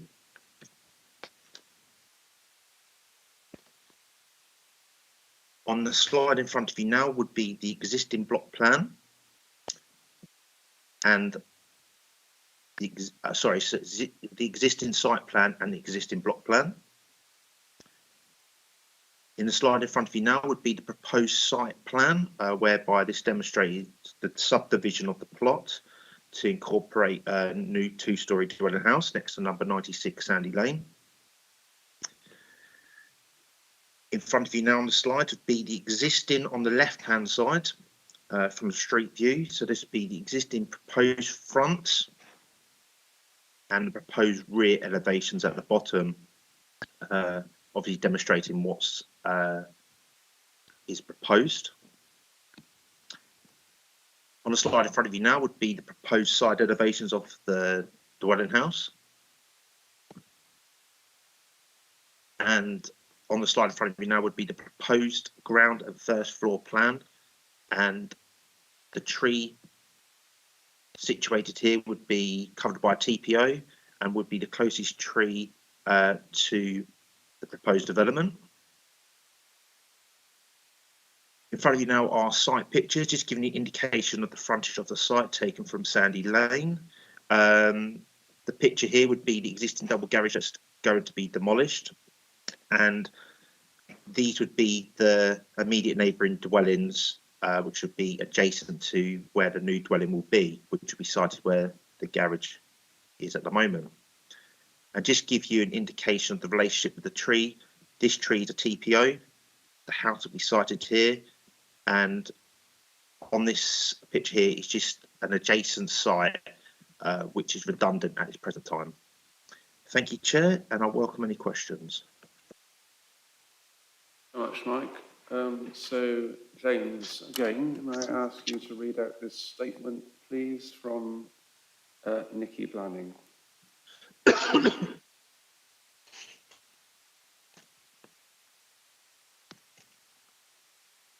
Statement from Mrs. Blanning, an objector. The request to build a two-storey dwelling, which will be in very close proximity to our property at 96 Sandy Lane, will adversely affect the light and perspective of our house. Just hang on a minute, James. This is what I've checked. So we've got somebody on screen. It says Valerie Neal, guest, but I'm not sure. A later speaker, Chair. Are you here for this application, or are you gone? Right, okay. Start again then, James, if you don't mind. Sorry, I just wanted to clarify. No problem, Chair. The person on screen is speaking on a later item. I think it's the tree item. So the item Barrow Road. The request to build a two-storey dwelling which will be in close proximity to our property at 96 Sandy Lane will adversely affect the light and perspective of our house and garden and will considerably overlook it. The dwelling design is such that it will have a huge impact on our home by proximity, size and construction. The new dwelling has a larger and longer footprint than the three existing houses adjacent 96, 98 and 100. If the property were of a single storey, like the garage it will replace, there would be a reduced impact on neighbourhood properties and that would be more reasonable. Importantly, there are several more attractive and long-standing trees in the immediate area and this large dwelling will result in a detrimental and negative impact on them. The committee are reminded of the Grade A, large mature elm and birch, and Grade B and C trees, particularly the sycamore, which is very close indeed to this new dwelling. They must be considered as important to the nature and wildlife of this attractive residential area. We therefore object to this new dwelling constructed in the garden of 10 de Treville Avenue, and that's from Mrs. Blanning. Thank you very much, James, for reading that out. That's the end of our speakers. Any debate, councillors? Councillor Porter. Chair, firstly, it's good to see a house that is above our space standards for once, 48 metres squared, so that's good. I noticed that previous one had been refused. Just wanted to check with the officer whether you had any details about how much bigger that one was. I wanted to just pick up on the trees, just be reassured, particularly as I think the comment that James just read out, that the officer is confident that the TPO will protect the sycamore, and I think the other, was it Grade B and C listed trees, because my understanding is they're not taking trees out to build this because it's going on the footprint of the garage, but if the officer could just confirm that and that he's happy that the conditions are robust enough. And finally, as ever, can I ask for a green roof, brown roof, bin and cycle store condition to be added, because I note that we've got, that was mentioned, and I don't think if they're flat roofed we've got that condition attached, so I don't know if the officer would accept that. Thank you, Chair. Thank you, councillor. And so just to clarify, I think you said 48 square metres, so that's the increase in size over the requirement. So the actual size of the dwelling is proposed is 118 square metres. Councillor Gawthorpe-Wood. Thank you. Well, first of all, I'm assuming that the design of this is M42 compliant. I think we probably can take that as read.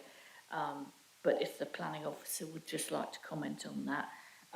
Energy, you mentioned green roof on the bike shed.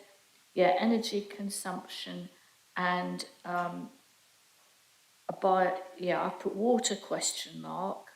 I thought we weren't recommending NOx boilers anyway. There's an informative there. Biodiversity plan. And I did wonder whether a privacy fence at the back on the west side to 96 might be a good idea, but I don't know who would be responsible for the fence, and I don't know whether that's planning, comes under a planning application. So if the officer could answer some my queries on those, please. Yeah, good questions. Thank you, councillor. Councillor Dryden, did you have your hand up? No, I saw a lot of hands. It's Councillor Thornborough, right? Yes, I know that the report notes that there's a lack of information about the cycle parking at the front. And again, I think this is something that we should expect. We should expect the information about cycle storage when it's at the front of a property, because it's an important part of the whole design. So I'm disappointed that it hasn't come through, and I think it's something we should be asking, but I'm glad that it's going to be a condition, and I hope that the officers will expect a good level of design, not just a simple shed. Thank you. Councillor, was there another hand anywhere? Just those questions, please. Thank you, Chair.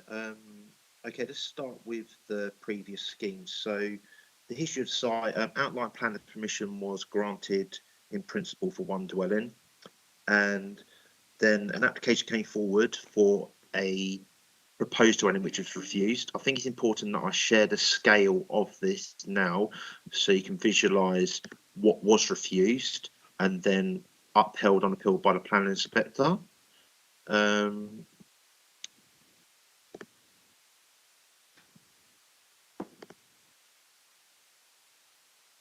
Just loading that picture now for you. These were the plans that were previously refused. Can everyone see that? Yes, we can see it, Mike. Yeah, so this would be the front elevation. As you can see, that is of a greater scale bulk and what has been put forward within my recommendation. Significantly, the rear is a lot more in scale and bulk. So that's just to visualize what was refused. And this was refused on the impact that it would have upon this tree here, which would be covered by a tree protection order. Sorry, tree preservation order. In terms of the scale, bulk, and overall design of the proposed dwelling that I've recommended for approval, I'm satisfied that it's acceptable. In terms of its impact on that tree and other trees within the vicinity of the site, it has been confirmed by the applicant in the arboricultural statement that no trees will be removed. And also with the two planning conditions in place, what that effectively does is that the applicant needs to submit an arboricultural method statement on how the trees will be protected during the construction phase of the development, and then this needs to then be confirmed by the local planning authority before any works are commenced. So therefore I'm quite satisfied that with this further detail in the near future, that the trees will be protected at all times during the construction phase of the development. So I don't have any concerns with the impact on these trees that are covered by tree preservation orders. And to further support this view, the the arboriculture officer has supported the application. Moving on to a green roof, was that effectively for the cycle storage? If that is correct, that will be considered, but fundamentally, yeah, but fundamentally we have to work with what's submitted by the applicant, but I can put that forward to him if that's the request. In terms of energy efficient, a condition has been condition number 18 has been attached to my recommendation of approval, which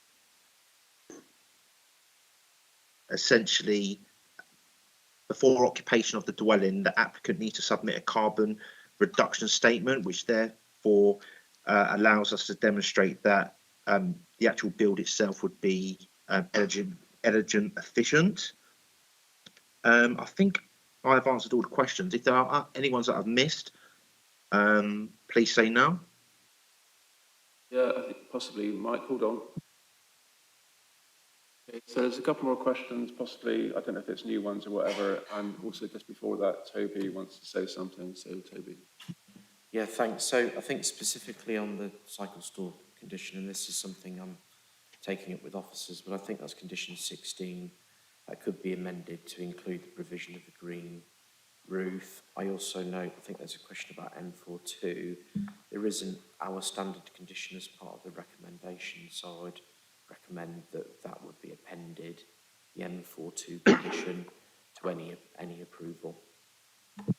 Okay, thanks, Toby. Councillor Dryden. Quick comment, Chair. I noticed this is a conservation area, and the conservation officer said no response received. Does that mean there's nothing wrong with the development or the plans, or does that mean they never had time to go and have a look? Thank you, Councillor. And Councillor, who else was it wanted to? No, that's it. Okay. I'll just ask one small question, then Mike as well. I was thinking along the same lines as Councillor Poor about the tree, the big tree that seems to be the big issue. And you said it wouldn't be removed and no other trees would be removed, and the tree officer is in support or hasn't complained about the application anyway. And I know that Joanna Davis is on the call, although she may be here for a later item anyway. I don't know if you needed to defer to her at all, but so just to check that, I mean, obviously we can read the report and all of that, but there won't be any need to cut back anything on the tree, prune it.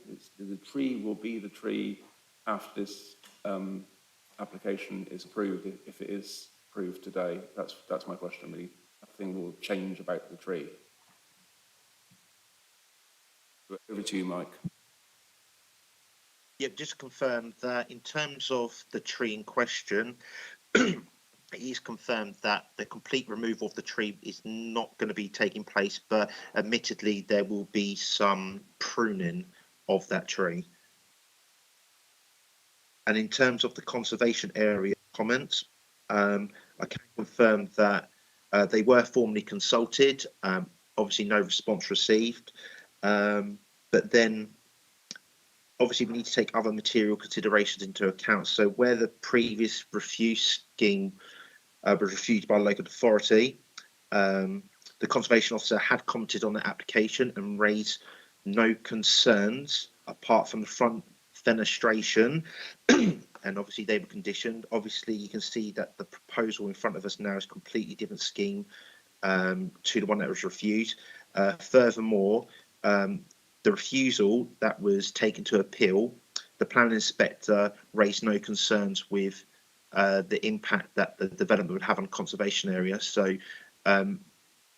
given that the comments weren't received from the conservation officer, we've got two material considerations there. So effectively what this proposal in front of us now has to overcome would be the impact on the tree within a conservation officer. And I believe that has been addressed, and obviously that's been addressed within the officer's report. Thanks, Mike. And you didn't feel any need to ask Joanna if she wanted to comment on the tree matter at all? Obviously not. No. Sorry, I was wondering if you wanted Joanna to comment on the tree, because you said in answer to my question that the tree might need to be pruned, and we don't know what level of pruning and so on. We understand that the tree officer is supporting the application, but we are the decision makers here, and it would be useful to have more information on that if possible. I don't know if that's possible to provide today from you or from Joanna. Okay, from myself in terms of pruning, I would need the support of Joanne Davis to give us a better insight of what is allowed and what isn't allowed on a tree that's covered by a TPO. My assumption is that given that she hasn't raised an objection to the proposal, that pruning would be allowed. But if Joanne is available, welcome her comments on that aspect of your question. Joanna, do you want to say anything? Oh yeah, hello. Hello. Yes, we did. There were objections to the previous application because of the impact on adjacent trees, but the building has been altered to accommodate the retention of adjacent trees. One thing to highlight is a level change, which probably isn't all that obvious. The land slopes significantly down from Sandy Lane into the site, and this is the reason that it is felt an engineered solution to the protection of roots is possible on this site. With regards to the pruning, some minor pruning would be required to create a reasonable access for construction, but that pruning would not have a significant impact on the contribution that the tree makes to public amenity, and therefore was not considered to be a sufficient reason alone to formally object to the proposal. That's really useful. Thank you, Joanna. Thanks, Mike. Hands up. Yeah. So more questions. So Councillor Gawthrope-Wood. My question is the one I raised before on water use, because I don't know whether that would be included in condition 18, the carbon reduction statement. I note that I did ask about biodiversity plan. I note that you have got condition 17. I don't know whether that is that strong enough, and you didn't say anything about we're not recommending NOx boilers. You didn't respond on that. Thank you. Thanks for reminding us of that, Councillor. Any other questions? I'll just say one further thing before you answer that, then, Mike. So, in terms of design and the streetscape, seems to me that what we have is obviously a modern proposal on a fairly modern terrace. Interestingly, if you look at the proposed site plan, the sort of angle of the setback for the existing houses is opposite to the one that's proposed, and that's because the one that's proposed has been planned around the tree, basically to allow the tree to live its natural life. And it seems to me that gives a nice full stop to the end of the terrace. It actually looks quite satisfactory and sympathetic, I feel. And the house itself in elevation also fits quite well with the existing terrace. So I'm in favour of the look of the thing, at least in terms of the streetscape, and just have to consider other factors, I suppose. So Mike, back to you on that question. 2 questions from Councillor Goldthorpe-Wood. Okay, in terms of your first question, if I've got it correct, are you asking why there isn't a water efficiency condition attached to this planning application?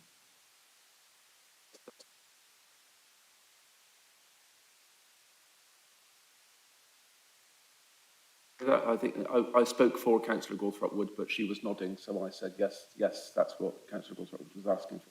Yes.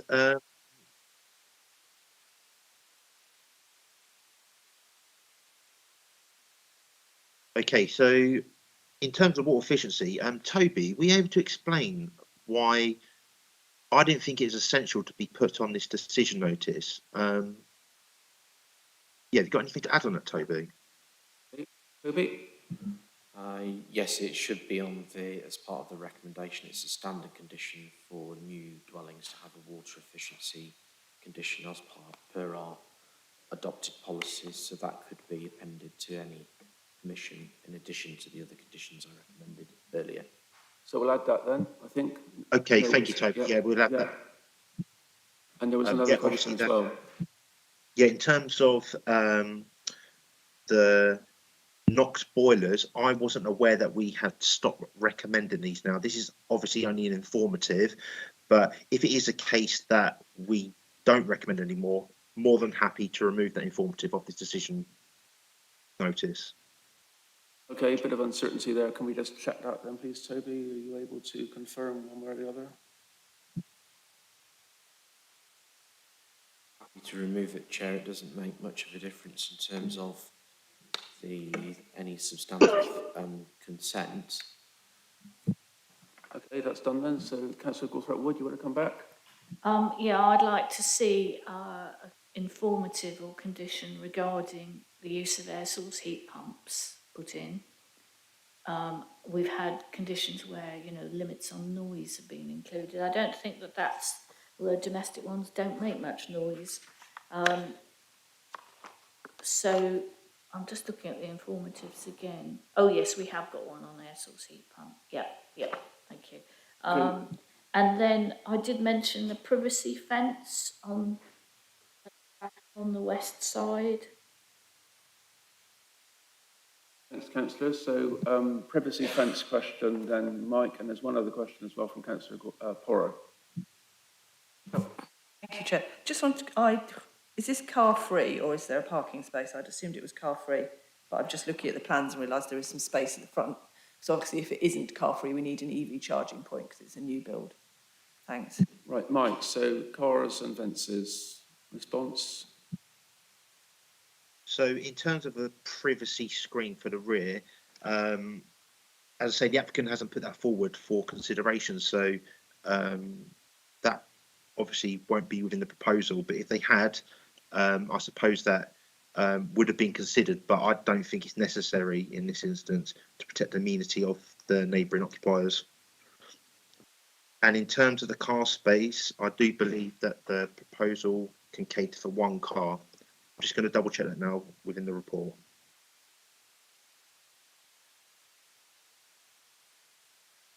I can see it on the plan, actually. It says car space, proposed ground floor plan. Yeah, that's correct. So, yeah, 1 car space. Tight to me, to be honest, with the bins and bugs on the other side. But anyway, Is there enough space for a car space there, Mike, or is that complicated? Yeah, question? I'm satisfied that. Yeah, I'm satisfied that that's sufficient for a car space. Plus, the highway officer hasn't raised any objections to that. I'm just double checking if there's an EV charging point. That might not be required. Chair, there is. It's my fault. There is one. I just couldn't see the space. Hey, Thank we you. found it. Don't worry about it, Mike. It's there. Yeah, I'll just cover in that other question, so that's already in place.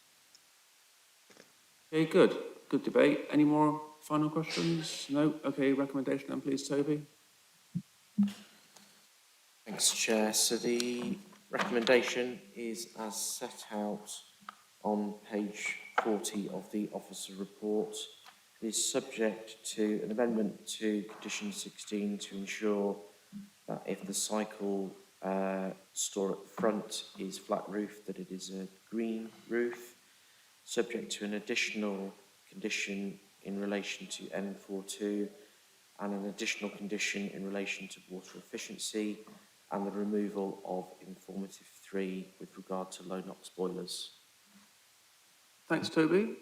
So all those in favour of that recommendation?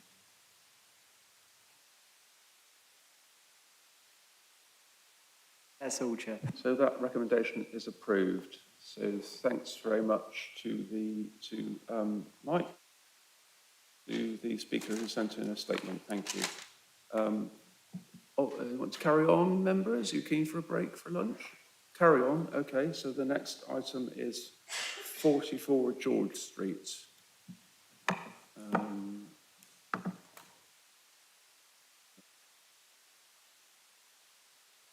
George Street. So we've got Lawrence Moore, presenting officer, and no speakers on this. So Lawrence, when you're ready, if you want to present the item then, please.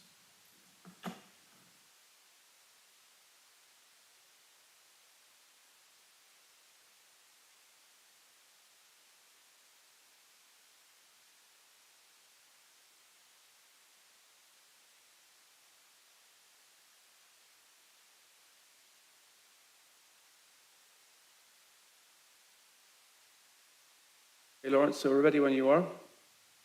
Can you hear me? Yeah, thank you, Chair. Second. Can you present the item then, please, Lawrence? Thank you.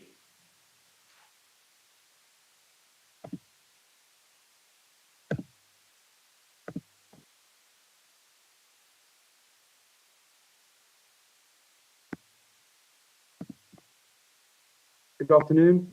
Can everyone hear me okay and see that on screen? It's a little bit muffled and a little bit quiet. If you can do anything about, especially louder, it'll be good. I'll try leaning in as much as I can, if that's a bit better. That's better, thank you. Sorry, I don't have headphones. Good afternoon.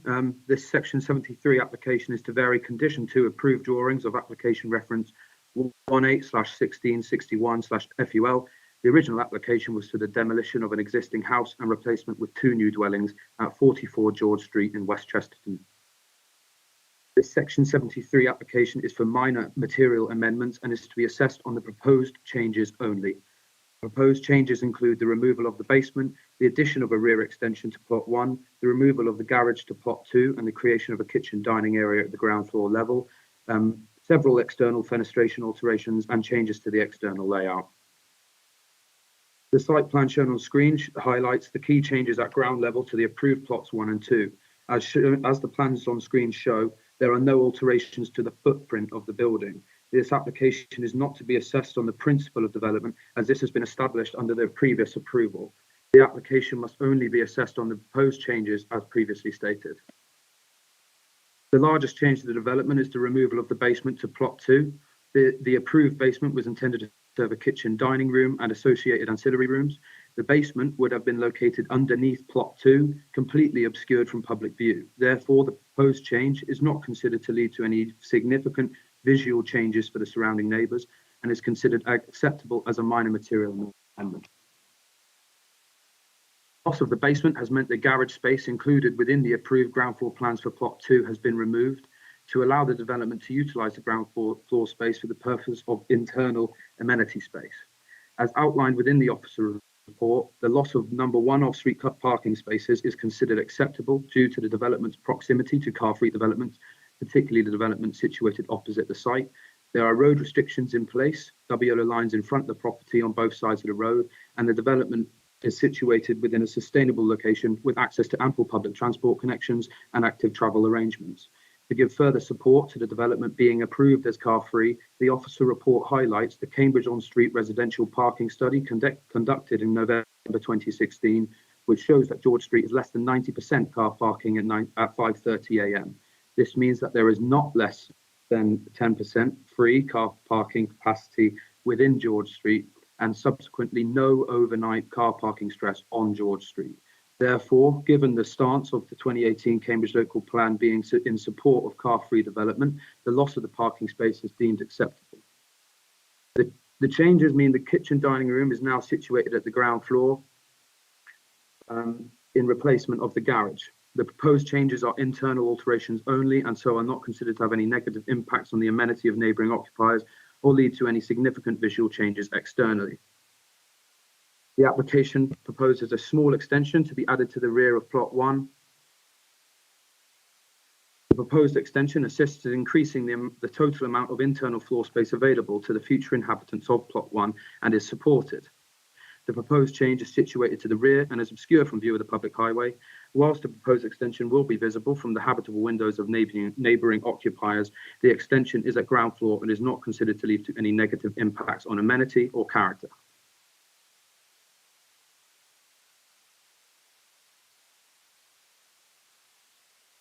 The other key ground floor alterations relate to the garden space for each proposed unit, which, as outlined in the officer report, has been deemed acceptable.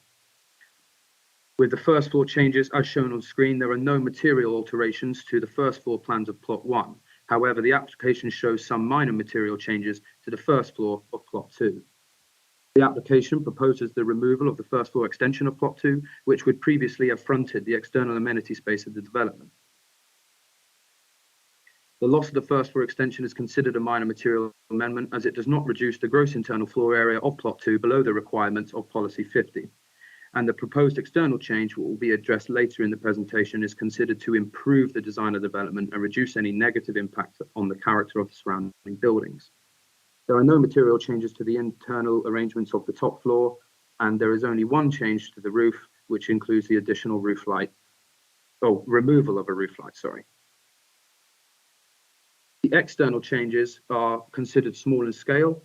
The proposed changes to the northwest elevation shown on screen include the removal of the garage as previously stated. However, the application will retain the garage light fronted of the existing dwelling demolished and previous dwelling approved, and so the change is not considered to have any adverse impacts on character of the building or surrounding area.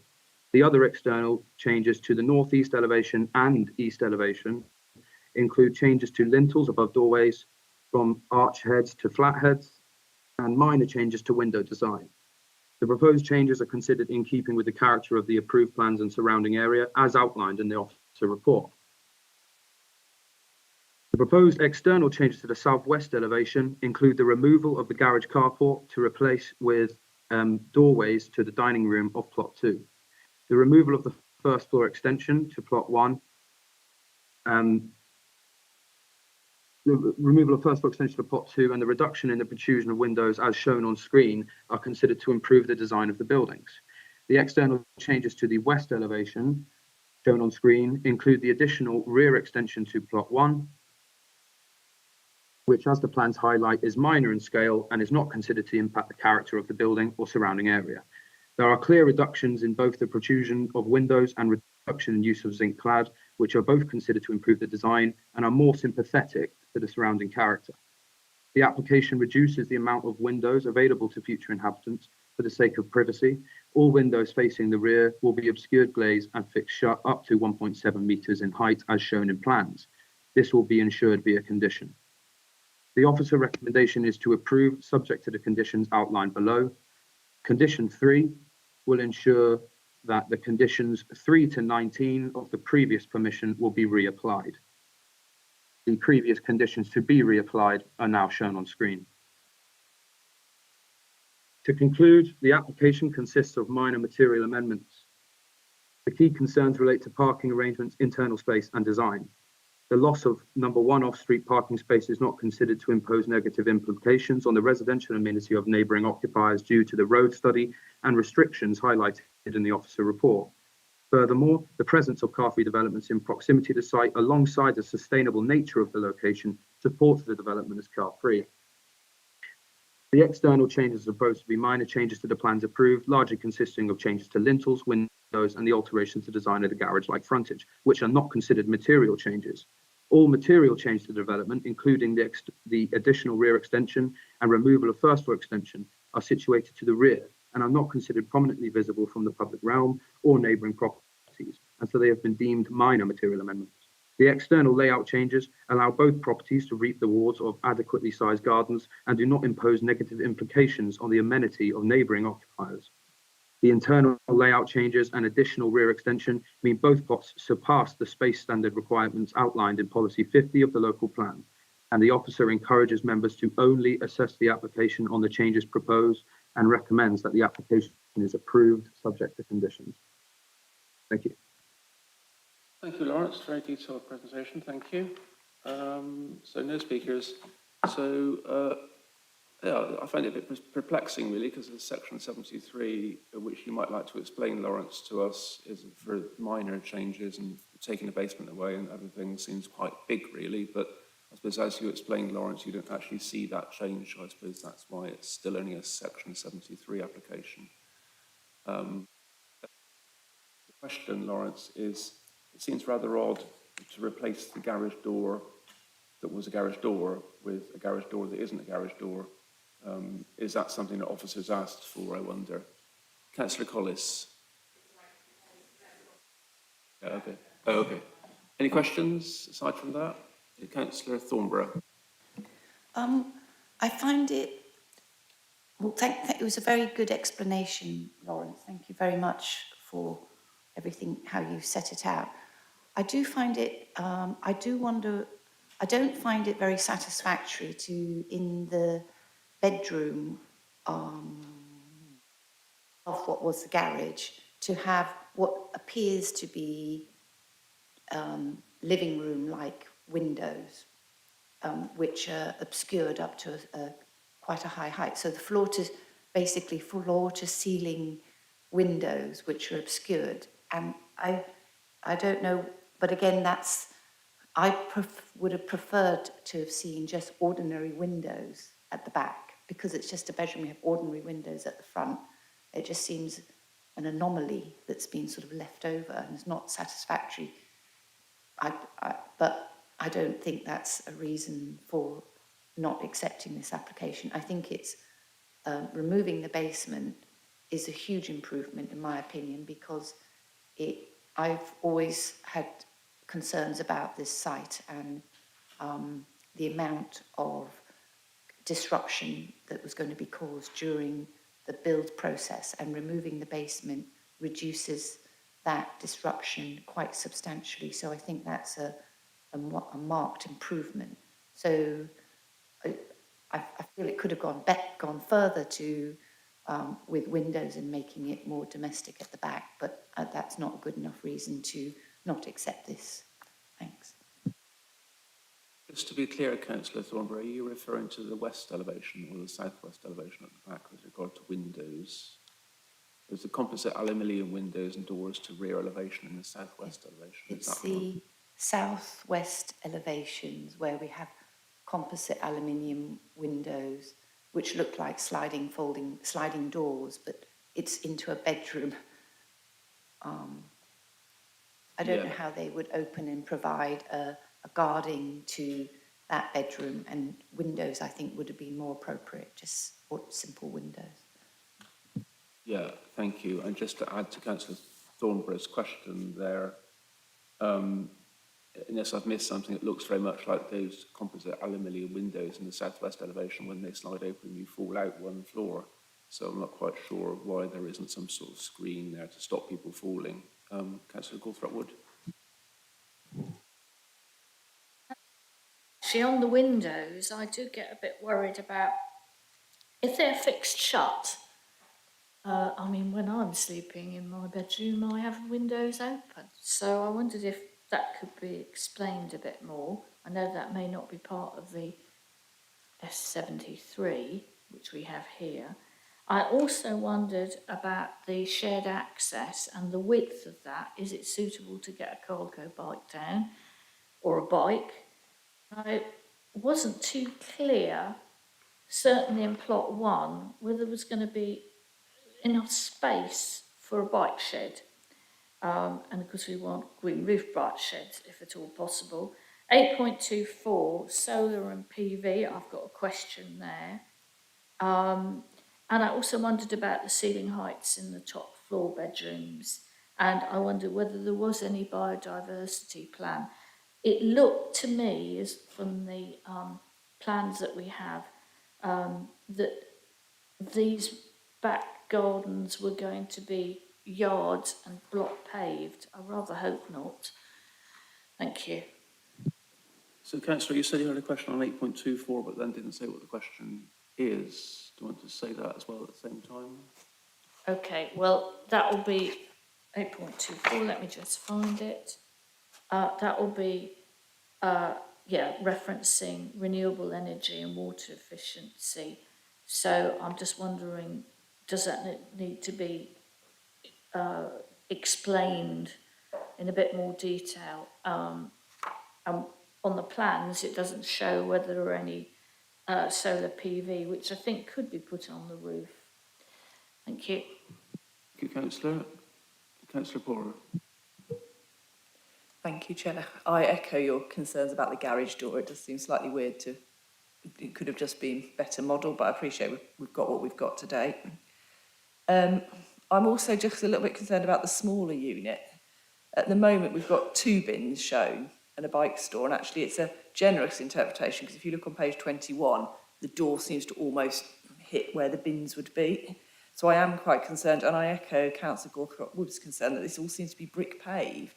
So I'm not entirely sure how that's achieving any biodiversity gain at all, and nor why they need to be brick paved, because as I understand it, obviously there's no car access there.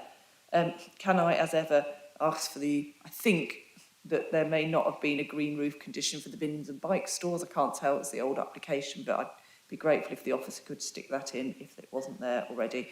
And again, just to query how wide that passageway is, it looks to be sufficient for cargo bikes. I don't think it will be sufficient for bins as well. I suspect that's what might happen. So again, I'd like to be confident that there's enough amenity space. It isn't just going to be full of bins and bikes for the smaller flat, particularly a smaller house. Thank you. Thank you, Councillor. Okay, so Mike, can you answer those questions then, please, if possible? Sorry, Lawrence. I apologise.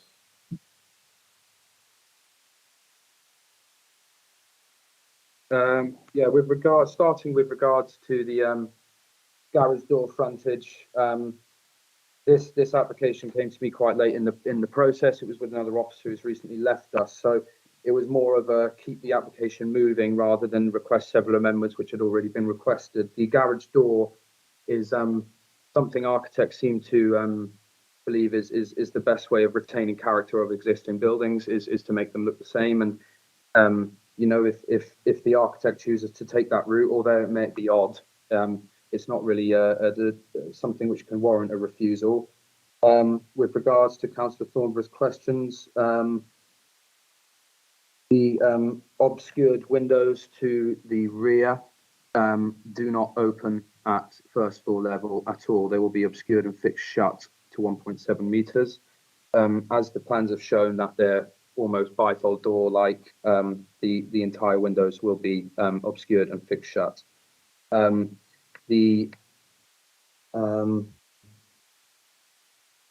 With regard, I think that was the only question from Councillor Thornborough. The windows fixed shut issue raised with regards to the bedroom windows. All bedrooms other than the top floor bedroom of plot 2 have windows fronting the highway which will not be fixed shut or obscured. And the top bedroom will have this one singular window facing the rear, which, as shown on plans, is only fixed shut up to 1.7 metres as required by condition. So they will have, good ventilation from windows. The shared access, I'm happy to provide a measurement. It will take me a couple of minutes to sort that. as well as questions for the bike store and access.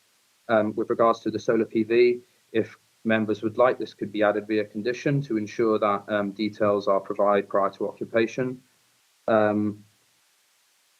The yards and block pave could be mitigated via a landscaping condition, hard and soft landscaping, to shore up that the proposals will provide more sort of a sort of green feel to it, biodiverse feel to it.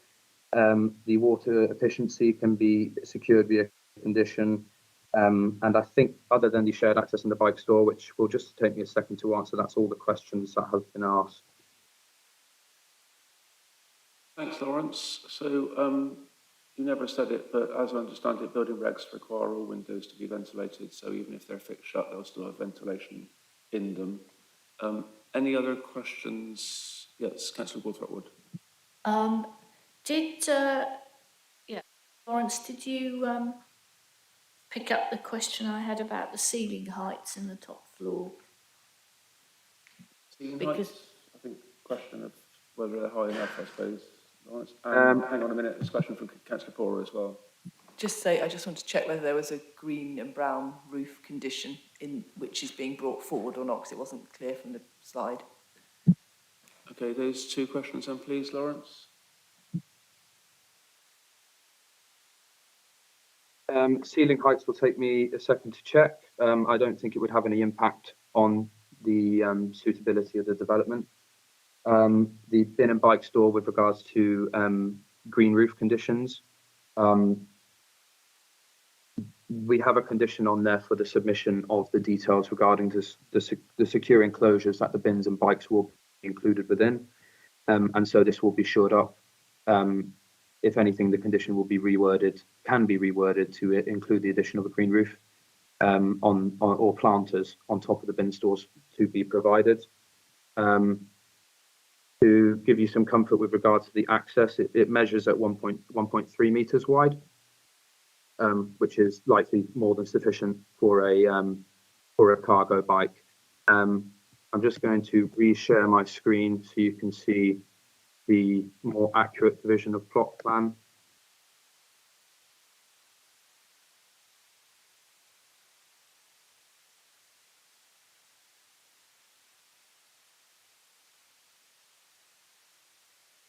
And this shows that there is adequate space between doorways and the bin stores and bike stores for both dwellings, whilst retaining a suitable amount of space. With regards to garden space, what we look for usually is space for tables and chairs for the maximum occupancy, space to hang washing, a place for children to play if it's a family dwelling. Plot 1 is a one-bed house and obviously isn't going to be deemed as a family unit, and so this space has been deemed acceptable for a maximum occupancy of 2 persons. Thanks, Lawrence. Councillor Thornborough. The case officer explain whether this has actually started on site or not. If it hasn't started on site and a building regulations application has not been made, then the rear windows which are fixed shut will not comply with the new Part 0 for ventilation. And so this rear courtyard is south and west facing, so it will get the afternoon and evening light, sun coming in, and that will, with the changing in climate, we're getting those 2 rooms could become excessively hot, and that's why we have the new Part 0 to do with overheating. And I would like to see an informative added to ensure that these spaces comply with the requirements of Part 0 and to prevent overheating and to prevent the addition of air conditioning units and to ensure that they are openable windows to provide cross ventilation. Thank you, Councillor. Not quite sure if building regs are really our area. Normally that will be building control out, but I'll see what the case officer has to say about that. I think it would be an informative. It would have to be an informative. Lawrence? I'm sure Toby will be able to let me know whether it can go down as an informative or a condition. Obviously, we don't deal with building regs within planning, but as you can see within the officer report, we have ensured building regs M42 compliance to be a condition. So, I don't think there's any issues with ensuring that Part O is also included. However, I would have assumed that it would have been guaranteed anyway throughout the building control process. Thanks, Lawrence. Toby, your name has been mentioned. You want to say anything? Thanks, Chairman. I don't know whether a building regs application has been made or not for the site ahead of the change in regs.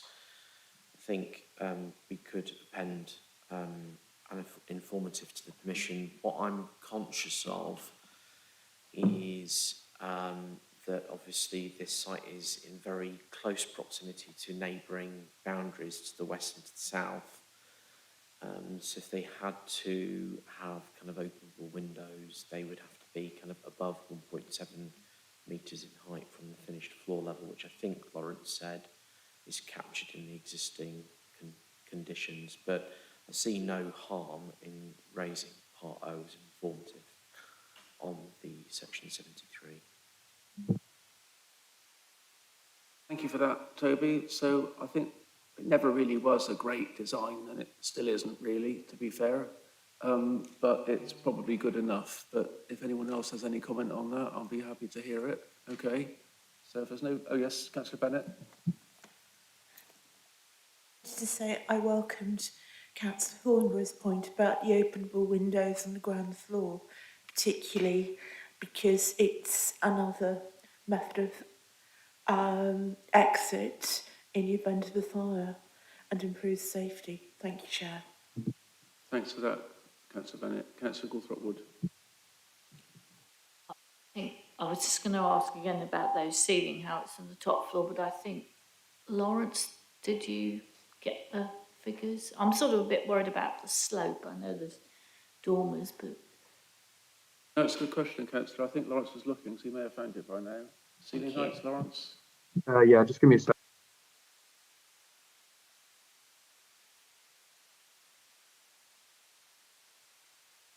Toby's going to speak while you're doing that. I'm not even sure this is a planning matter, actually, but anyway, Toby. Yeah, it just related. I'm just thinking about the additional conditions that have been recommended. There was one around whether we're going to have PV or not.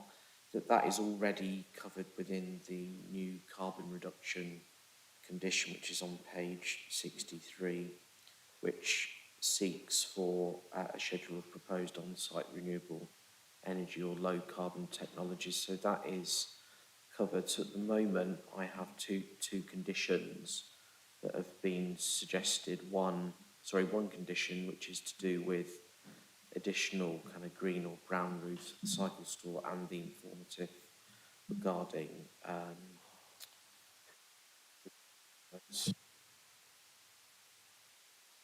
Thanks for that. So who was speaking? Councillor? Oh no, is the answer, wasn't it? So Lawrence, have you got ceiling heights if it is appropriate to give them? Yes, they're shown on screen now, and all floors will have a ceiling height of 2.4 metres or above. Councillor Gulthrope-Wood, are you happy with that? I kind of am. It's more about that sort of slope and how much... I mean, I'm not an architect or a designer, so I can't quite tell how much of the living space is affected by the slope of the roof. I think that's really so there's a calculation there about the percentage of floor area that is 2.4, or it's rather,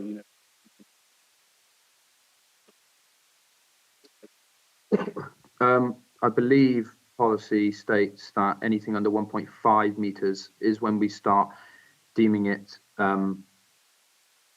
uninhabitable space, or start reducing the amount of floor space that room is seen as providing. As stated within the officer report, all plans are in excess of the space standards as required by policy 50. Trying to see it. Hold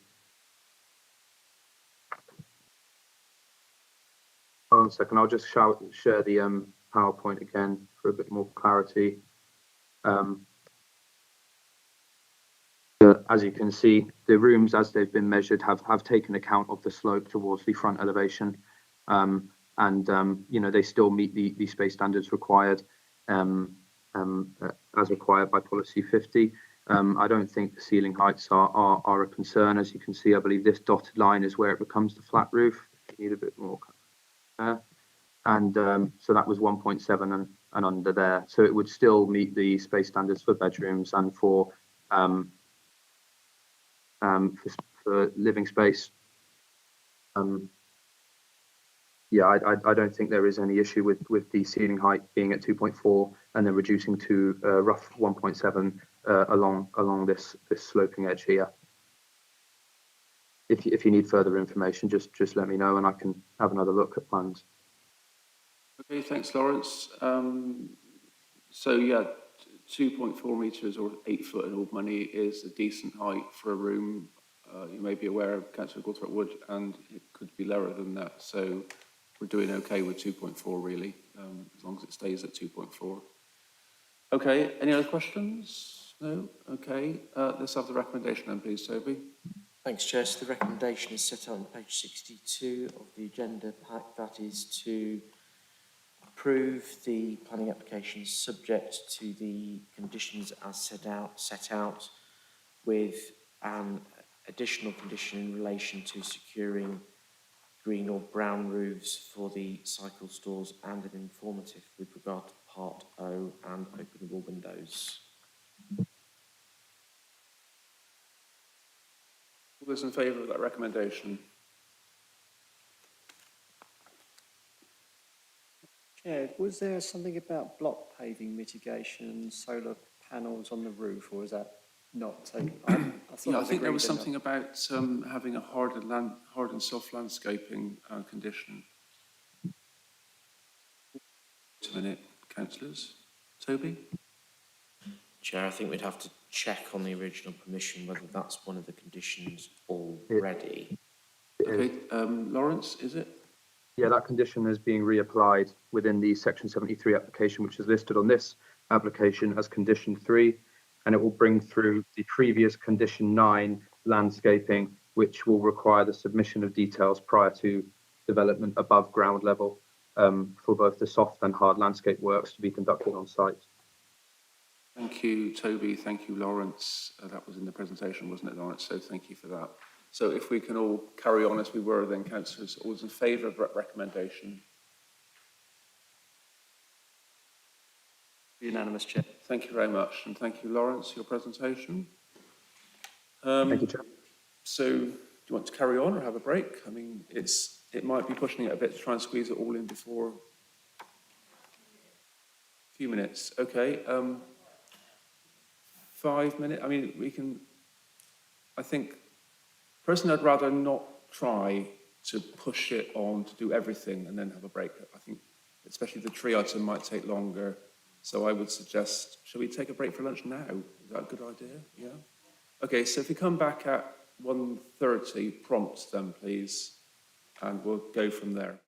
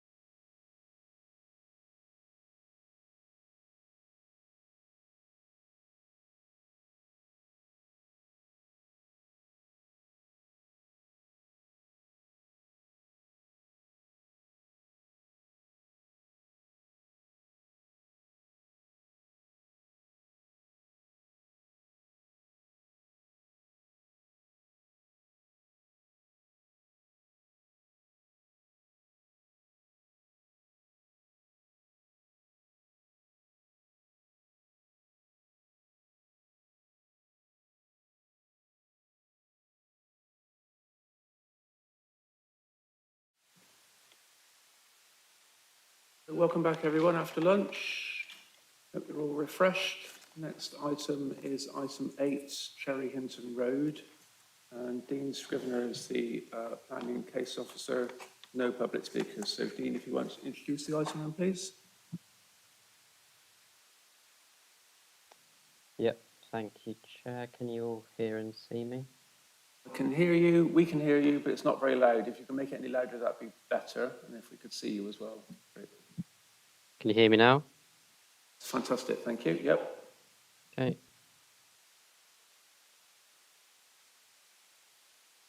Can you see me?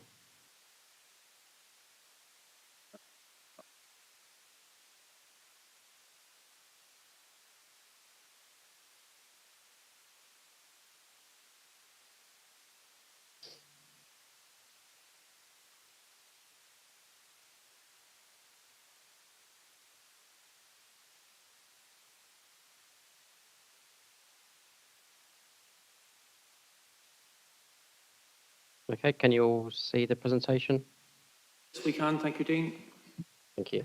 So this is a resubmission for the change of use of a single dwelling house to 3 flats, first and second floor, side and rear extensions, a front extension and associated developments. Just before I move forward my presentation, just a quick update for members. As part of the proposals, the applicant is proposing a cycle store to the front, which has a flat roof, and given previous conversations this morning and a conversation with Toby just now, officers are minded to recommend that the roof is a green or brown roof, so that would be another condition added or also recommended. So the site is located adjacent to Cherry Hinton Road, which is along here, and Mowbray Road to the west, which is along here, and that's the site there. So the site is a modest 3-bedroom dwelling with a rear dormer, side dormer, and roof windows to the front.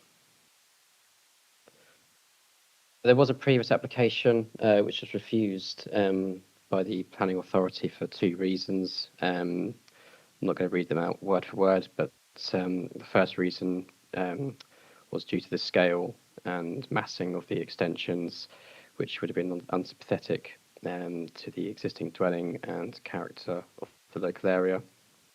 There was also a comment regarding street scene views from Mowbray Road, which would have been harmful. And it also referred to the location of bin and cycle stores to the front of the building and being visually dominant within street scene. And the second reason for refusal was in respect of residential amenity in terms of overbearing upon the neighbouring occupiers. So just going through the previous application, which was refused on design and appearance. So this was the previous block plan with the cycle store and bin store located to the front. And this just shows the extent of the extension coming right out at the back there. And these are the elevations of the cycle store. So as you can see, the side extension, first and second floor, would have been quite incongruous to the existing building. The massing, which was completely unsympathetic to the existing dwelling, changing its character and appearance. The rear elevation shows that the previous scheme, the dormers and the door windows, the second floor extension and the first floor extension completely obliterated the rear elevation. And the side profiles from, as you can see here, were far too large in scale and would have just completely changed the character and appearance of the dwelling and was not acceptable.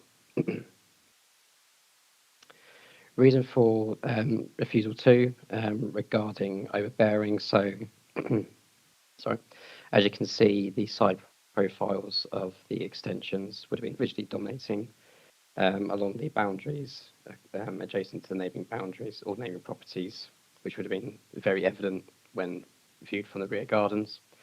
And the planning authority considered that there would have been an overbearing element upon this neighbour here and here.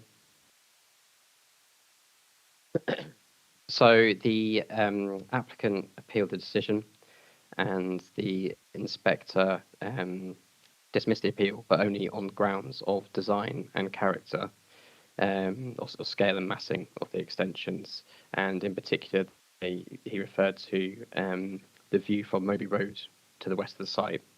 And as you can see the rear elevation of the dwelling through the gap in the buildings and trees from Moby Road.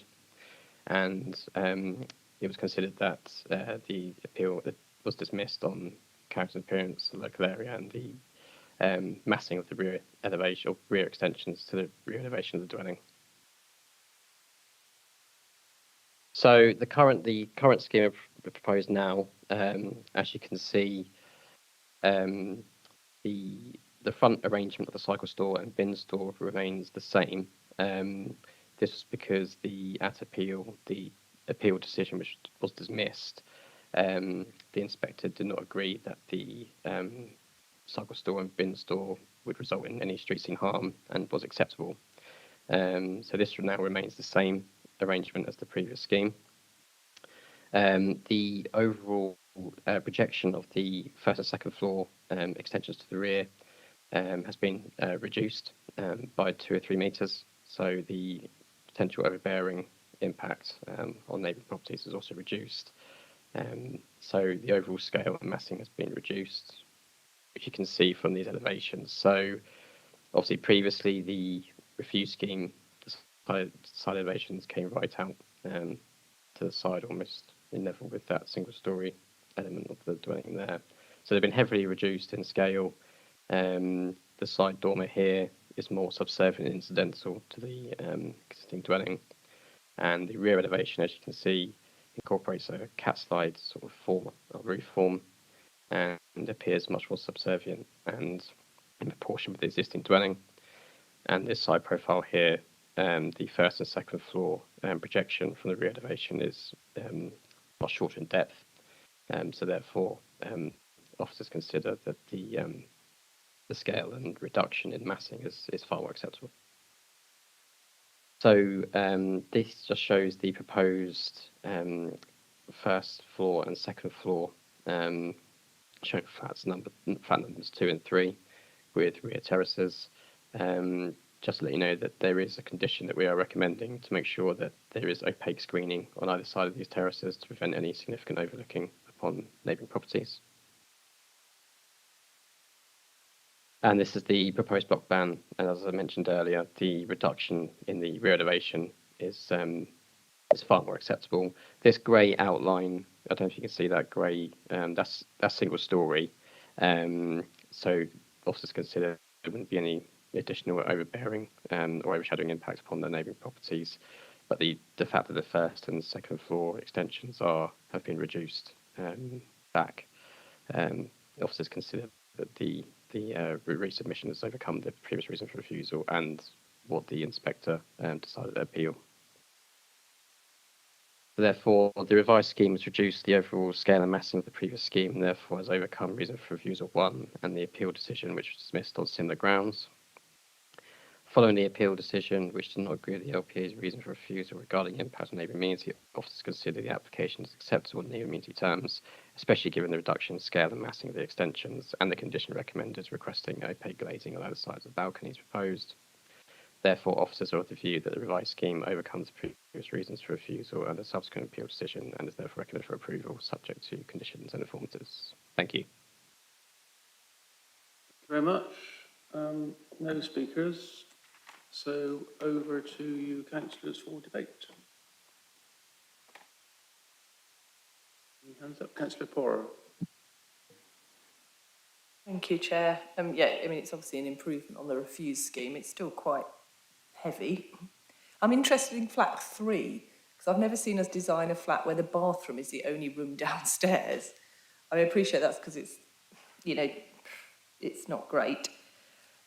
Could the officer just confirm that the balconies will be sufficient for the flats in terms of space for amenity? And I just wanted to check 10.35, we're talking about an informative for a disabled parking space. Can we not just make that a condition? I say for me, this is skirting very close to the minimum I would expect to see. But anyway, thank you. Thank you, Councillor. Any more? Councillor Gawthrup-Wood.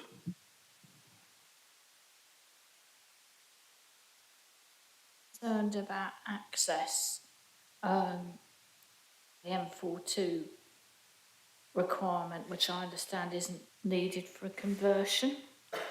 So I wonder if there were any comments on that. Thank you.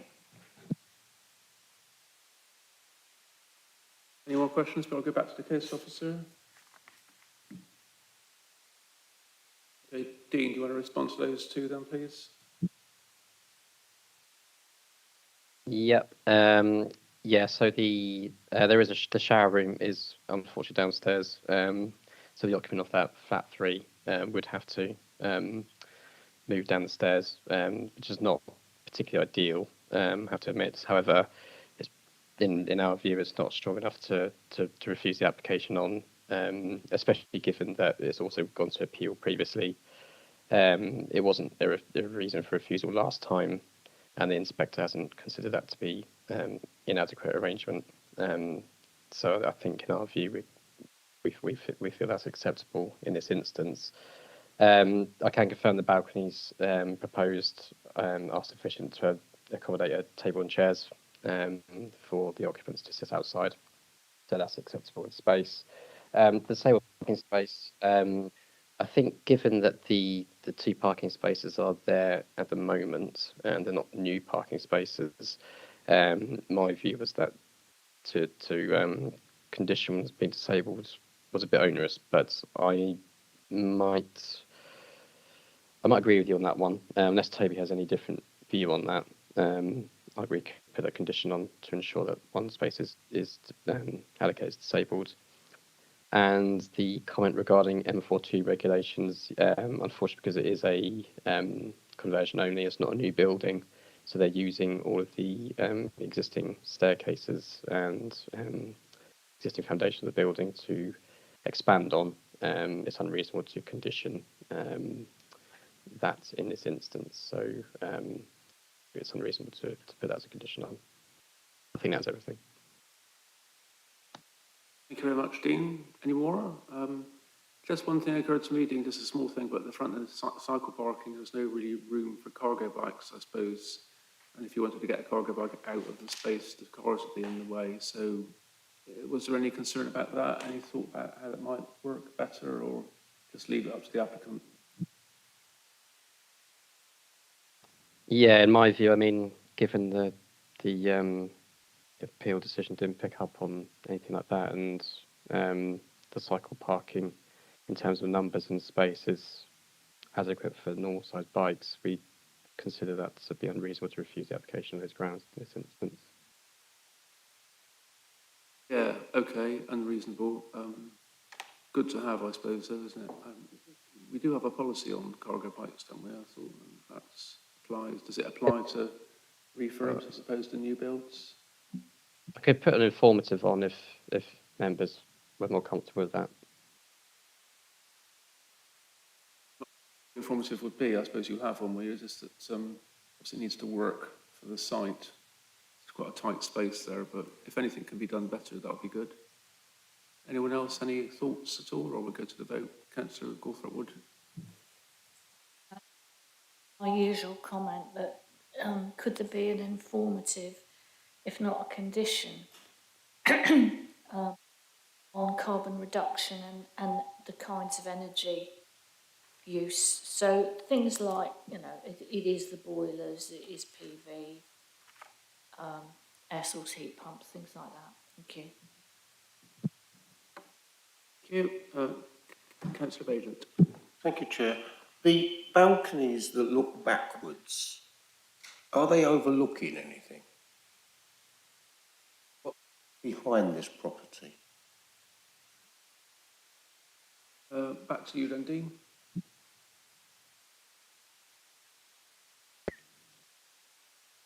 So in terms of carbon reduction measures, which we'd normally impose as conditions on new builds, because this is a conversion only, it's unreasonable for us to impose a condition to request the applicant to demonstrate carbon reduction measures in this instance. That's why the condition hasn't been put on. In terms of overlooking in response to Councillor Bajan's, there would be an element of overlooking the rear ends of the rear garden spaces of the neighbouring properties, but it would only be the rear section of those gardens as opposed to their immediate amenity areas, because of the angle at which they're set out in relation to those neighbouring gardens. And also, obviously, the condition we're recommending is the opaque screening on either side of those, so it should be sufficient to prevent any significant overlooking in this instance. You want to come back on any of that? Councillor Bennett? This is actually on the bin stalls. I'm really confused because there's 3 flats and we normally have 3 bins per home and there's only 4 spaces. Where is it all going to go? Any more questions to add to that one, or Councillor Thornborough? There are 5 bedrooms for the 3 flats, but it seems like the bike store has only got can only accommodate 4 bikes, not 5 bikes. Maybe the officer can clarify that there is a bike storage per bedroom. Yeah, Dean?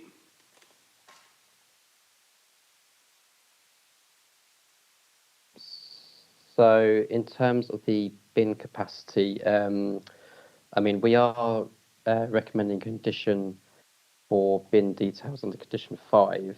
I could tweak that condition to request details regarding bin capacity as well, if members were happy with that. That would be fine in my view, unless Toby has any contradictory thoughts to that at all. In terms of the bike store, let me just double check.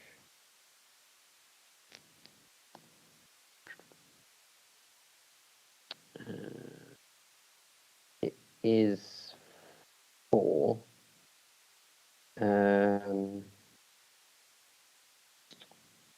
Which I think in terms of, because given the previous reason for refusal didn't require or refer to the number of bike spaces proposed, and the appeal didn't pick up on it, we might have to just run with the 4, unless again we could put a condition on. I might have to refer to Toby on that one. Well, the question is it compliant with policy or not?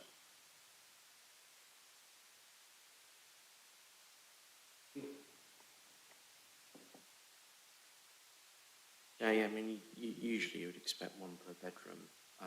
So I think my advice would be, even though this hasn't been picked up by the inspector, it may not have been one of the primary issues that they were looking at. So I don't think it would be an unreasonable position for the committee to take to require revised details of the cycle store to accommodate at least 5 cycles plus a green roof. Toby, that sounds good. Okay. That was everything then, wasn't it? Yeah. Okay. Are we finished? No. Councillor Oglethorpe-Wood. I apologise to bang on about this, but I'm going to request again an informative about the heating methods, if that's possible, and use of air source heat pumps, to encourage the developers. Same would go for PV.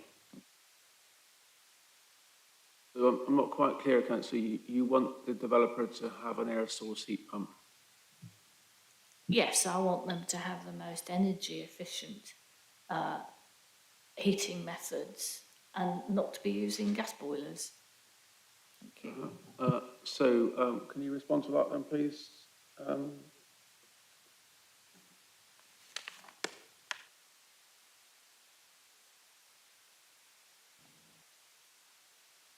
sorry, I meant you, Dean. I was between different things. So the question about air source heat pumps, informative. Yeah, yeah, I'm happy to put informative on that. That's fine. And did you say an informative on PV as well, photovoltaic? Yeah. Okay. Are we happy with that? Yeah. That's all done then. Nothing else? No. Okay. Let's hear the recommendation then, please, Toby. Thanks, Chair. So the recommendations on page 78 of the agenda pack. The recommendation is to approve subject to the conditions as set out, with an additional condition in relation to revised plans for the cycle store to accommodate at least 5 cycle parking spaces and a green and brown roof. A revision to condition 5 to ensure that the bin enclosure has sufficient capacity, and an informative with regard to the encouragement for the use of air source heat pumps and solar PV, the drafting of those conditions and the informatives to be delegated to officers.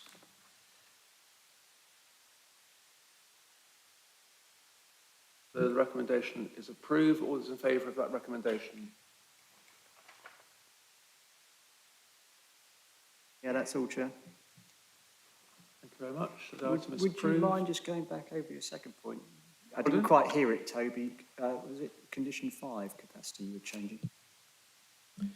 There was reference during the course of the debate about the capacity of the bin enclosure. So condition 5 is to be reworded to ensure that there's text that secures adequate capacity for the number of some bins required within it.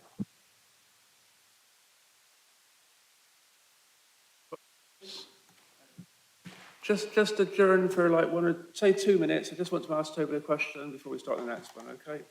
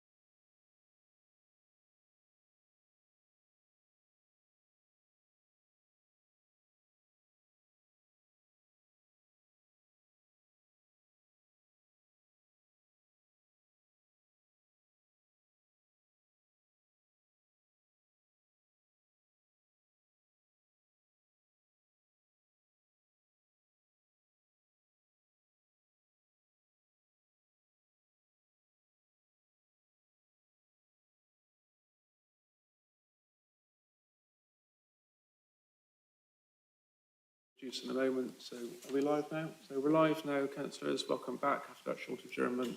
So the next item is tree preservation order, St Matthew's Centre.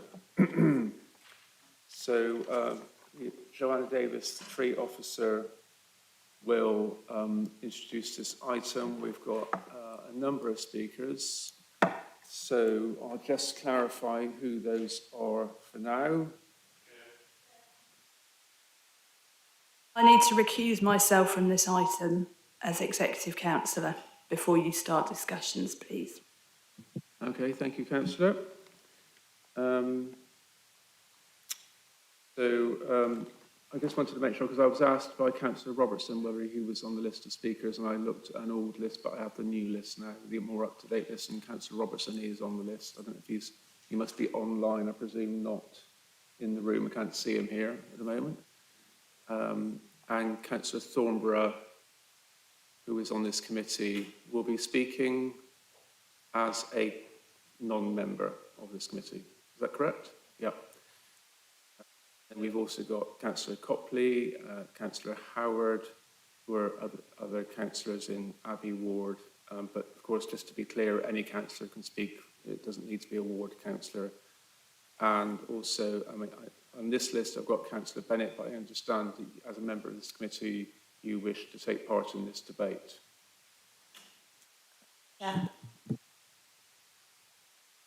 Just before we start this item, then, I'm going to ask the legal officer just to make something abundantly clear to all of us before we get going. Thank you, Chair. Members, it is of course entirely your decision as to whether you participate and vote, but just to be very clear, if any member is predetermined in any way, you are to absent yourself from debate and vote on this. Okay, so thanks very much. So in that case, now I've got, the other speaker is Dr. Valerie Neal, who's an objector. But Valerie, you're on screen at the moment, so it might be best if you don't show your screen at the moment. We'll just have the officer to present, and then you can come on later when you speak, if that's all right, Valerie. Thank you very much. So, Joanna, over to you for the presentation then, please. Thank you.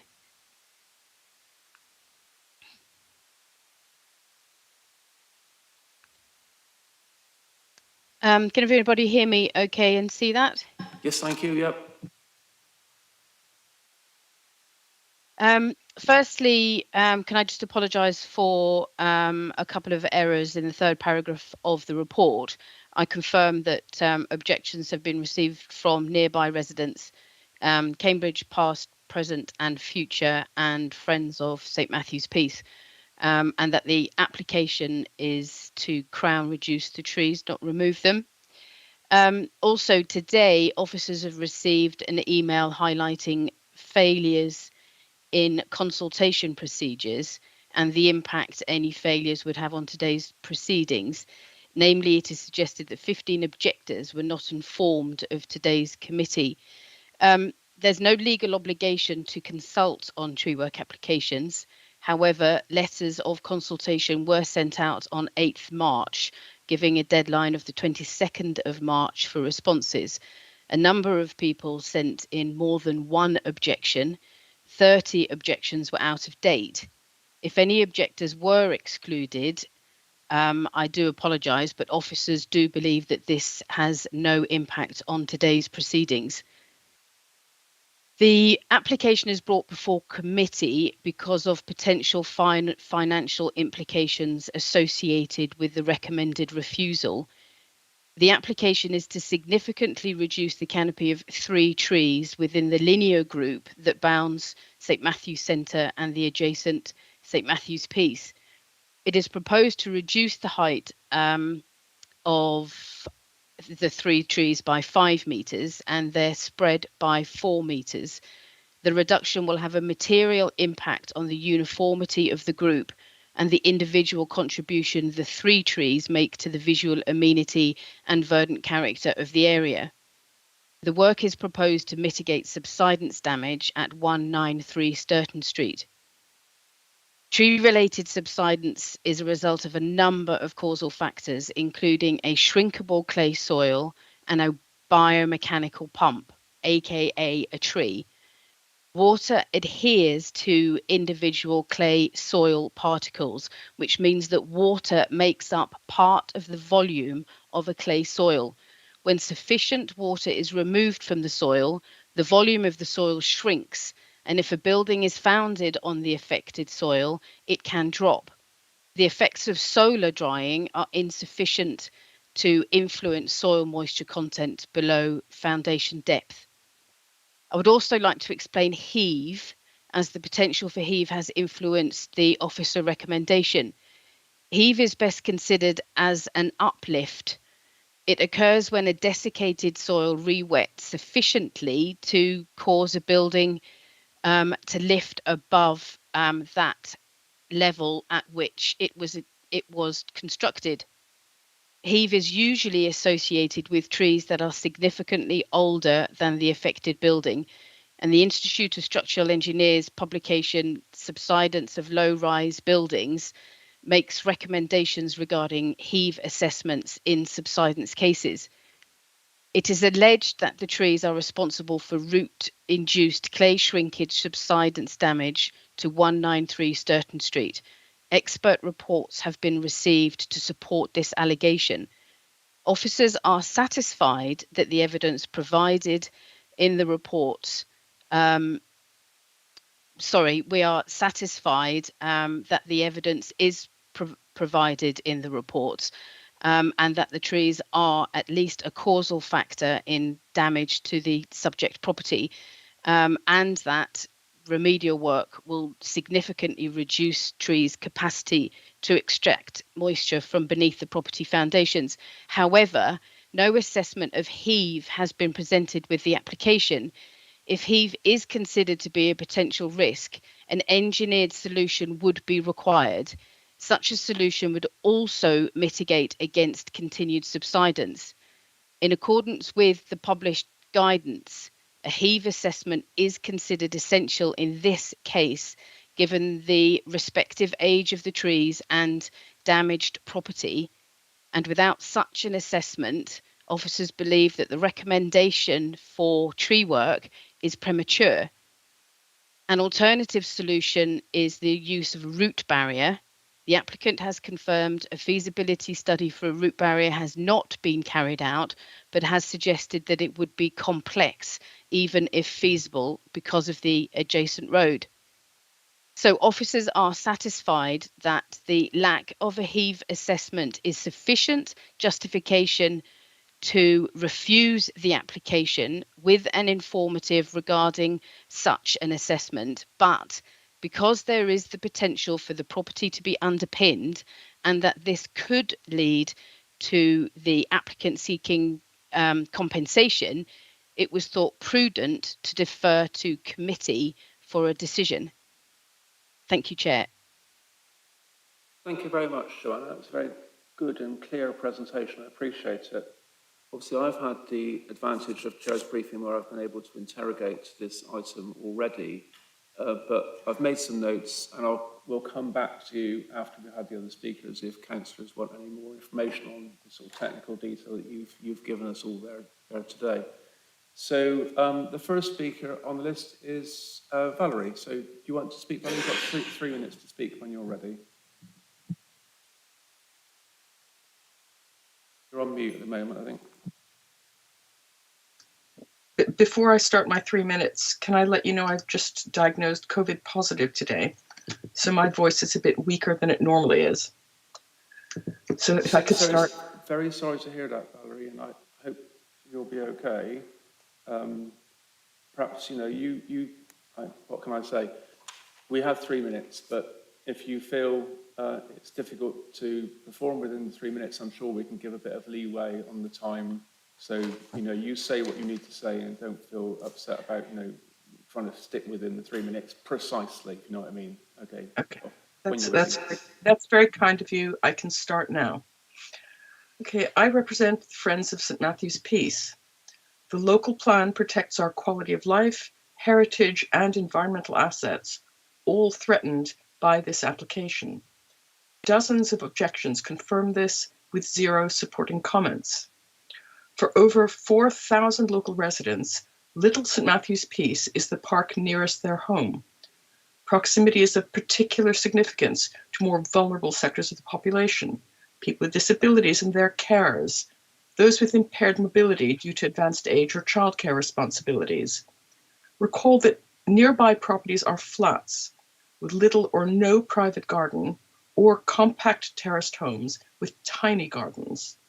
This is the only park in Petersfield, which is the most densely housed ward in Cambridge.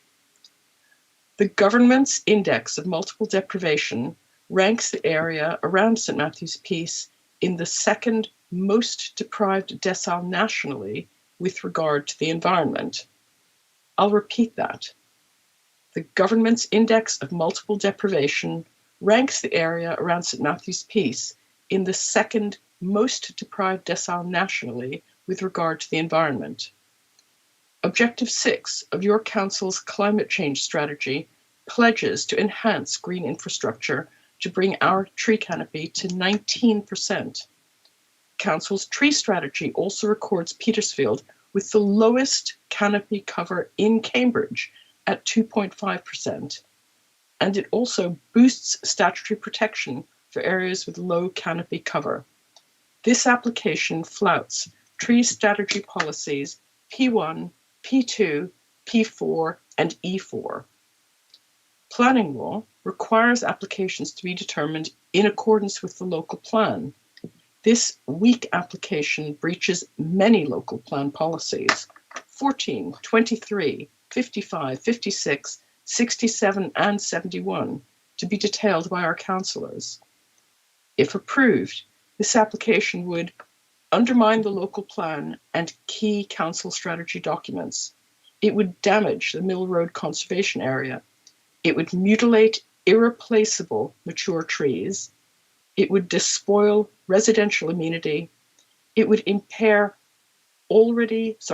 sparse local protected open space, and it would degrade an already poor local environment.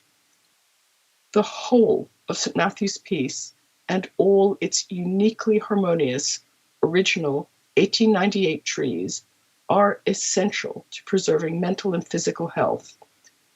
The vital role of every mature tree here is indisputable.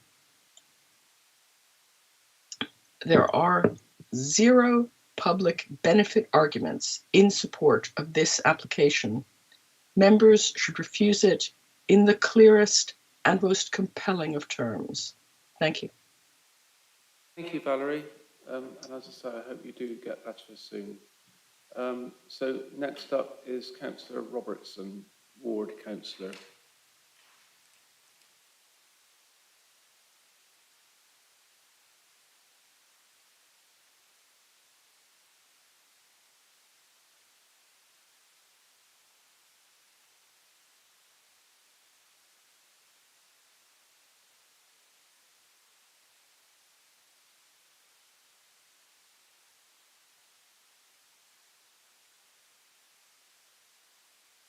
Thank you. I'm going to concentrate on the planning policy that this application conflicts with.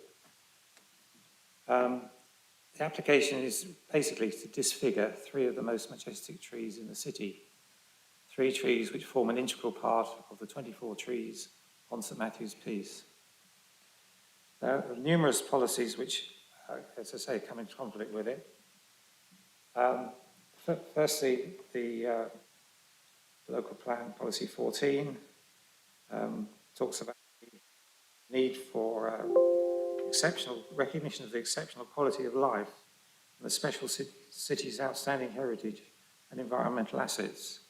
And I would submit that these trees are very much part of that.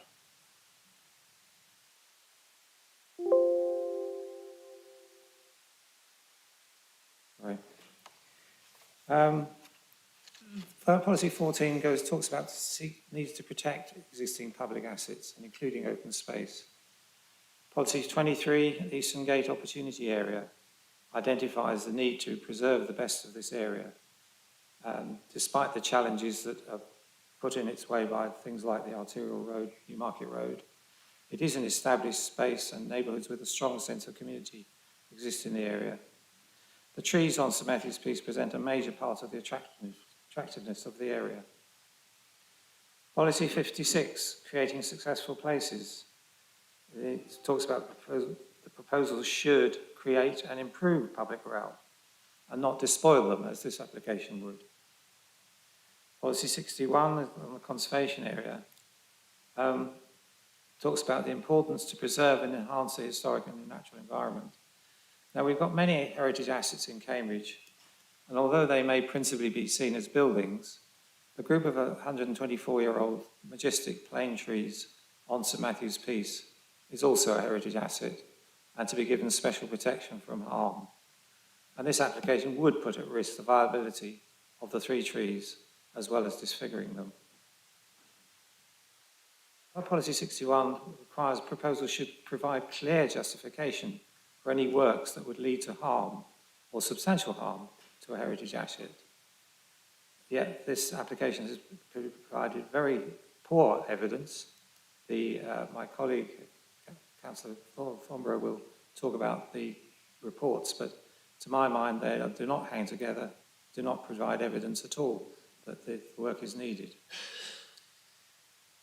Protection of open spaces, Policy 67. And again, we've got these trees in this, as the local resident has explained. It's very important to them, this part of their neighbourhood. Preserving protecting the open spaces is part of our policies, which must be given priority. I think probably the policy on trees is the most important one. This is Policy 71, where it states that development will not be permitted which involves felling or significant surgery to trees of amenity or other value, unless there are demonstrable public benefits accruing. Well, I would submit there are no benefits accruing of a public benefit basis for this proposed action. The property opposite is not a public building. It could be saved from possible damage in other ways, and attacking the trees as is proposed would be an outrageous conflict with policies. So to conclude, what we're being presented with is something that is completely against many of the Council's policies, which we need to adhere to and to preserve to make sure that they are important throughout the life of the planning policy. Thank you. Thank you, Councillor. Next is Councillor Thornborough. You might want to say why you've come here to speak today. I'm speaking as a ward councillor, and I also live directly next to the park, so I have a great interest in it. I urge this committee to refuse this application and believe that you have 2 bases on which to do so. The first reason is about what we are trained to consider about an application in a conservation area. That is, if the application is not policy compliant, then any harm must be weighed against any public benefit. Where it is clear that harm outweighs public benefit, then the application must be refused. Val Neal has set out clearly the amenity value of these important historic landscape features.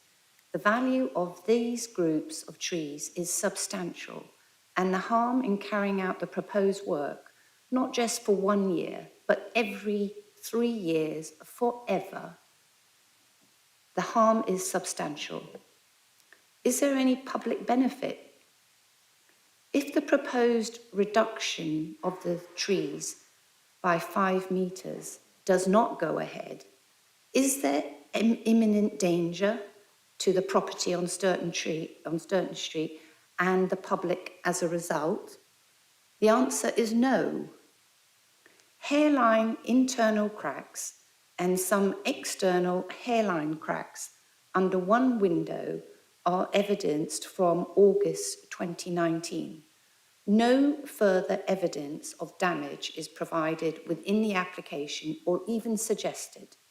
There is no imminent danger and no public benefits for the works being carried out. Richard Robertson has clearly assessed the main planning policies, and this application is not policy compliant. So this application should be refused.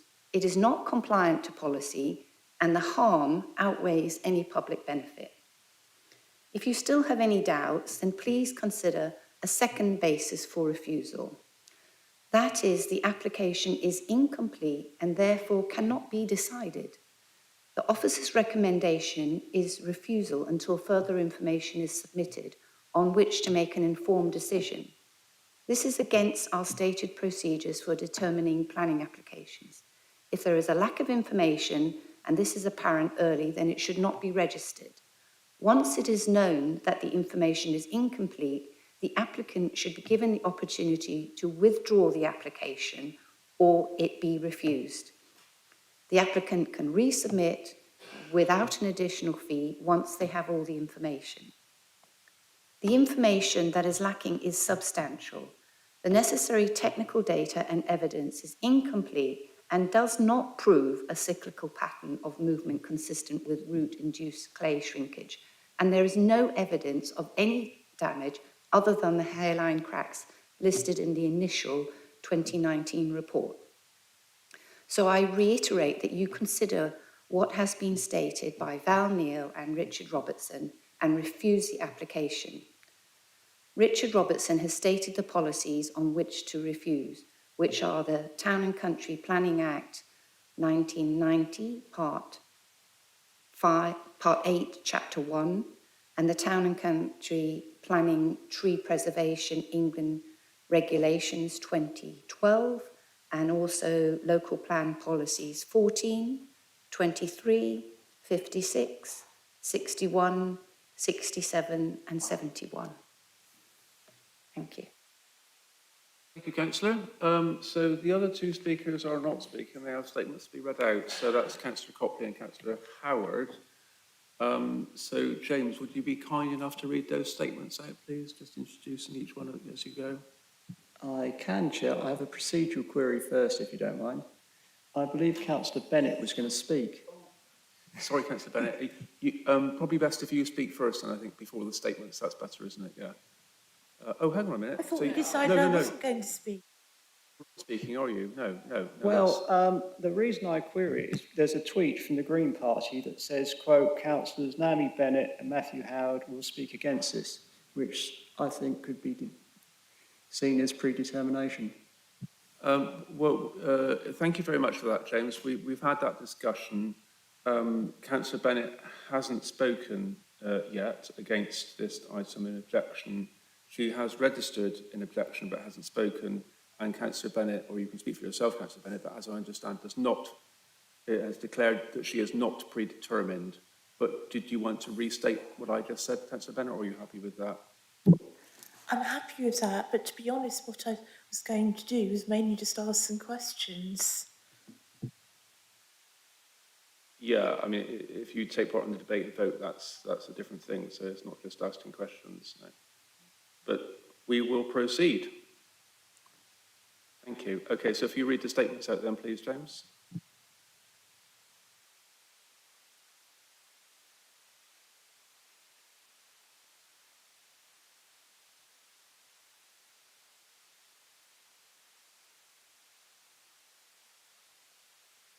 So, statement from Councillor Hannah Copley. I am speaking against this application. These 3 trees are an essential and central part of an invaluable avenue of trees in a part of the city which has a huge deficit of parks and public open space. I'm speaking on behalf of residents of Abbey as a ward councillor. St Matthew's Piece is bordered by Abbey Ward on 2 sides. The trees that encircle the whole of St Matthew's Piece are the area's crowning glory. The immense value of these trees was emphasised by Cambridge City Council arboriculturalist Diana Oviatt-Ham in 2006 and 2008, who stated the special significance of the trees as individuals and a group, and stated their protected status should not be compromised. These trees are covered by tree protection orders and furthermore are in a conservation area. Elsewhere, recently residents have come together to protest threatened trees of immense value to them. On Alexandra Gardens last year, a huge group of resident tree protectors came together to protect the avenue from a severe pollarding in response to a threat from an insurance company, setting up a 24-hour watch over the trees. In Peterborough, over 2,000 signed a petition and many attended protests to try and stop the felling of a 600-year-old oak tree last week. I share these to get across the point that local people deeply care about the nature and large trees in green spaces near them. Their value to the local community goes beyond that which can be measured. I will just share a few policies that this proposal is in breach of. This proposal is in breach of Cambridge Local Plan Policy 14, which reads as follows.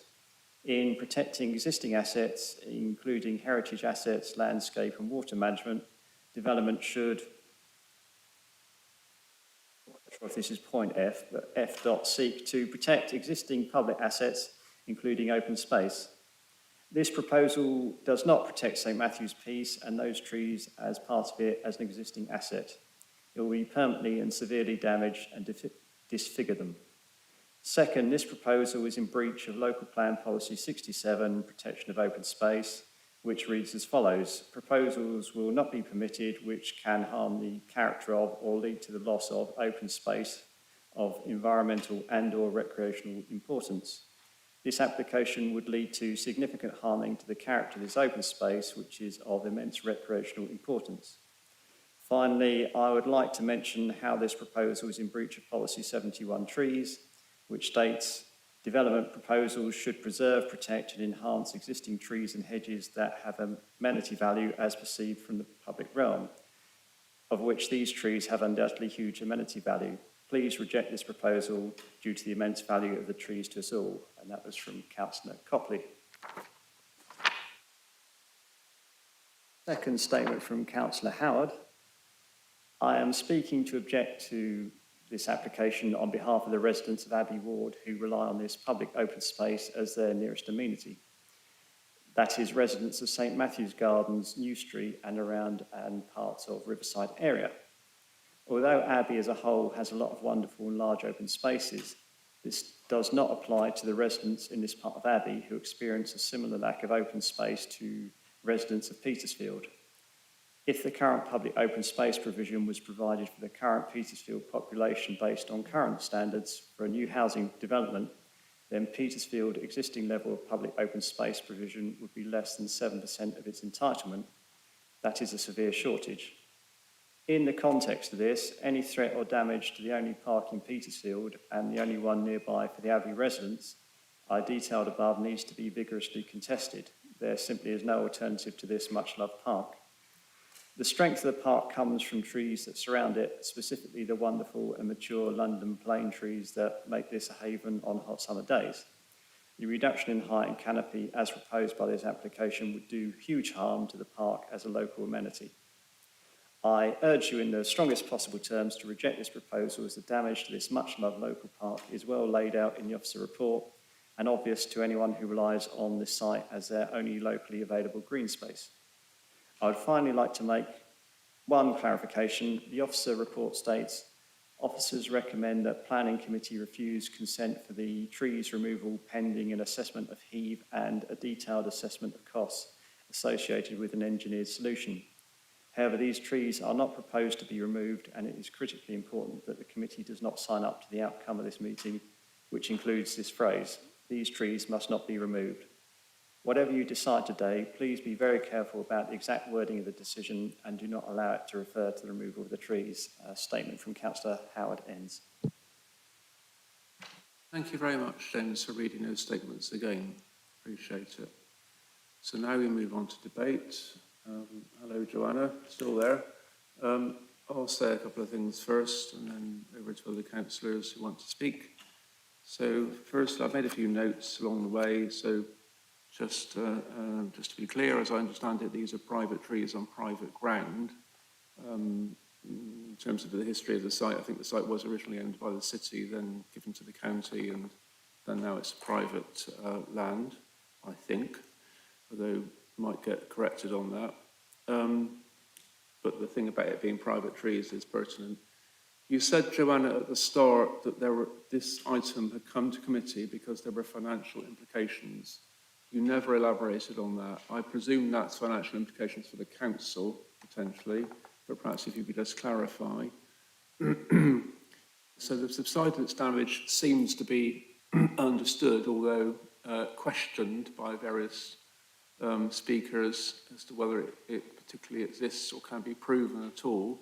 But it seems that there is some potential subsidence damage. I'll leave the bit about the heave and subsidence to other members, and Joanna, if there needs to be any clarification there. I completely understand what Joanna has explained to us, and I would ask members to ask Joanna for clarification if they don't understand that, because it's sort of a technical matter about the trees and so on and water in the ground.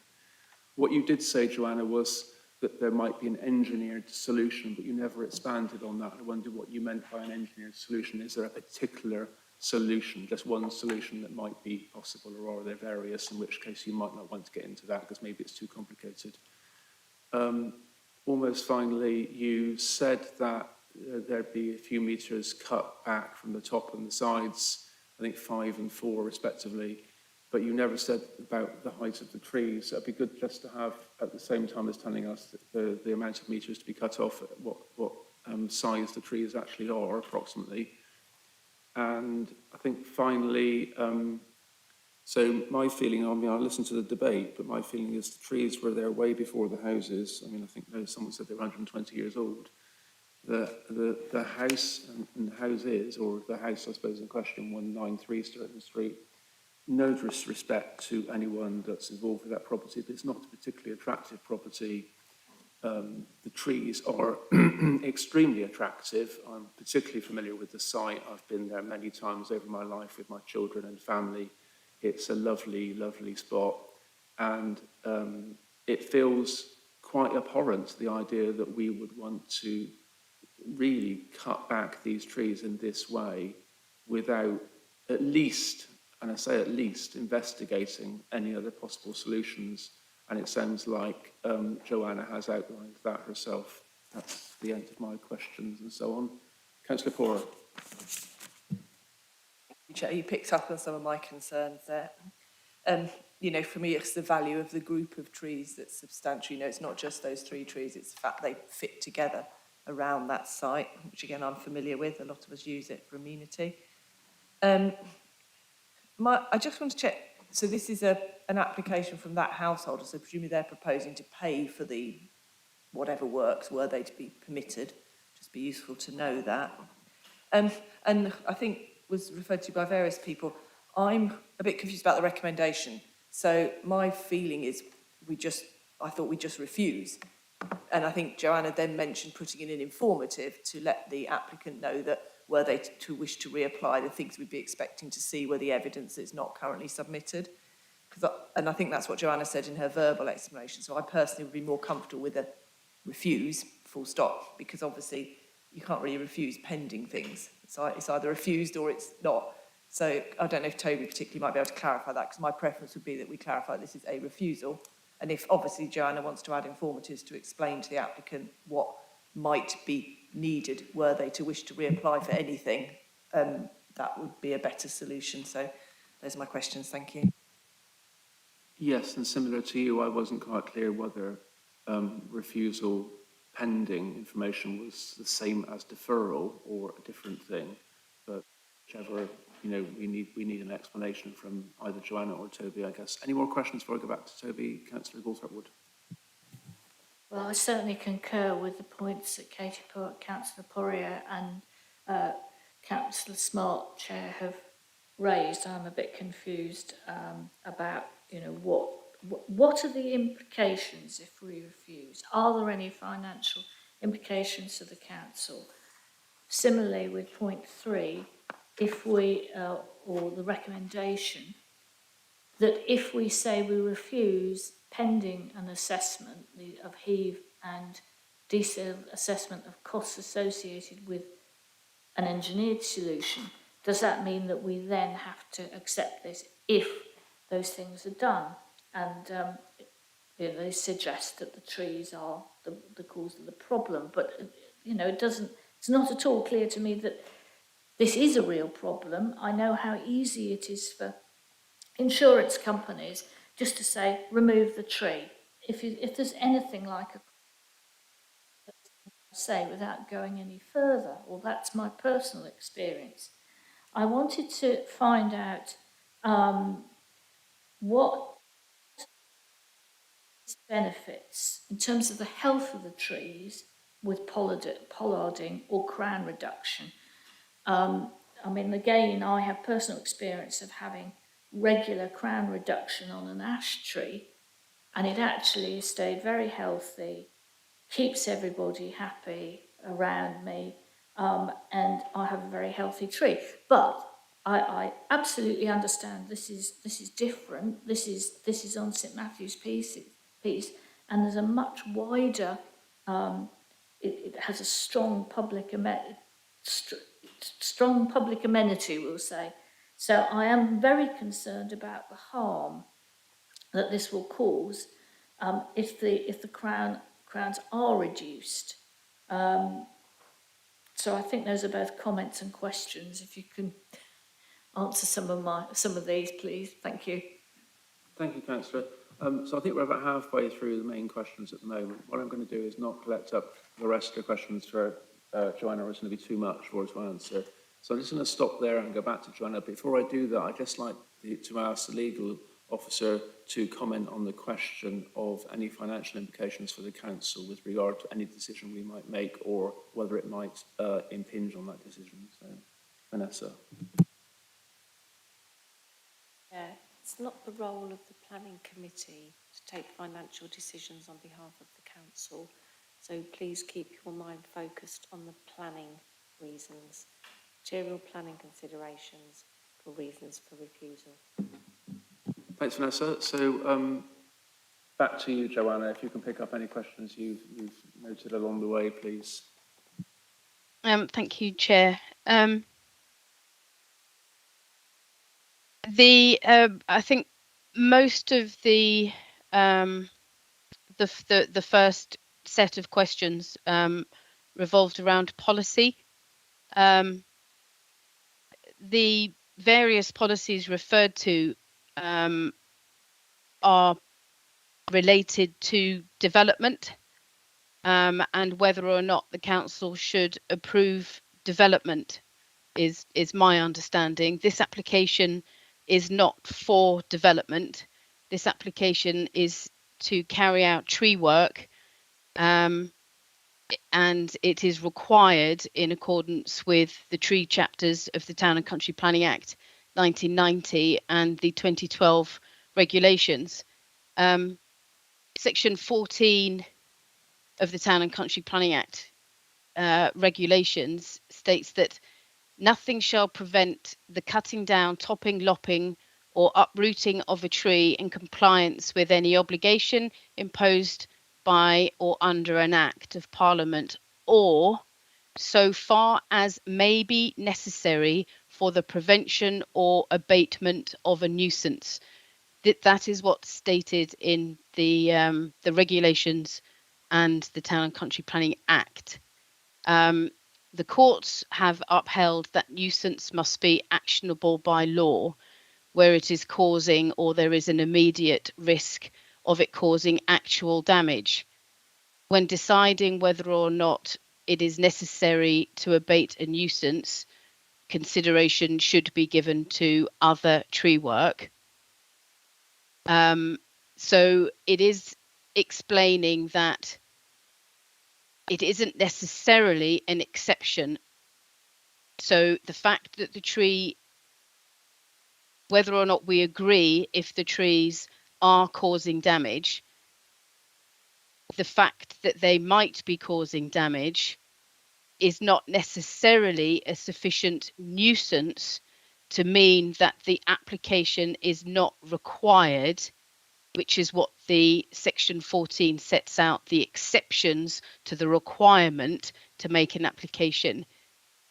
But it does suggest that alternatives need to be considered, which is why an application is considered to be necessary, even though the exceptions section suggests that the application isn't necessary in order to abate a nuisance. So again, with the policies, it is the Town and Country Planning Act that we need to refer to when determining a tree work application. There is no dispute, I don't think, with regards to the value of these trees, the significance of them, not only from the visual perspective, but also from the environmental contributions and mental health contributions that they make.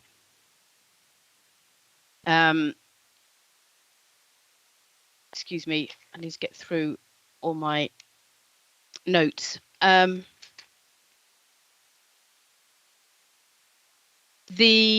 was a suggestion that the application, Councillor Thornborough suggested that the application shouldn't have been validated. Sufficient information was presented with the application to allow it. Just to be clear, just hold on, Joanna. So I'll ask that question of you, whether it should be validated, because Councillor Thornborough was a speaker, not a member of this committee on the item, so she doesn't have the right to have that question answered. So I'll just ask it on her behalf, just to be clear. Apologies, Chair. So I mean to say is please answer the question, but I've asked it now. Yes, thank you. So if an application is made to the local planning authority to carry out works to a tree because of subsidence, then the applicant is required to provide a report by an engineer or surveyor to include a description of the damage, vegetation, monitoring data, soils, roots, and repair proposals. This information was submitted with the application, so therefore it is appropriate to validate the application and determine it.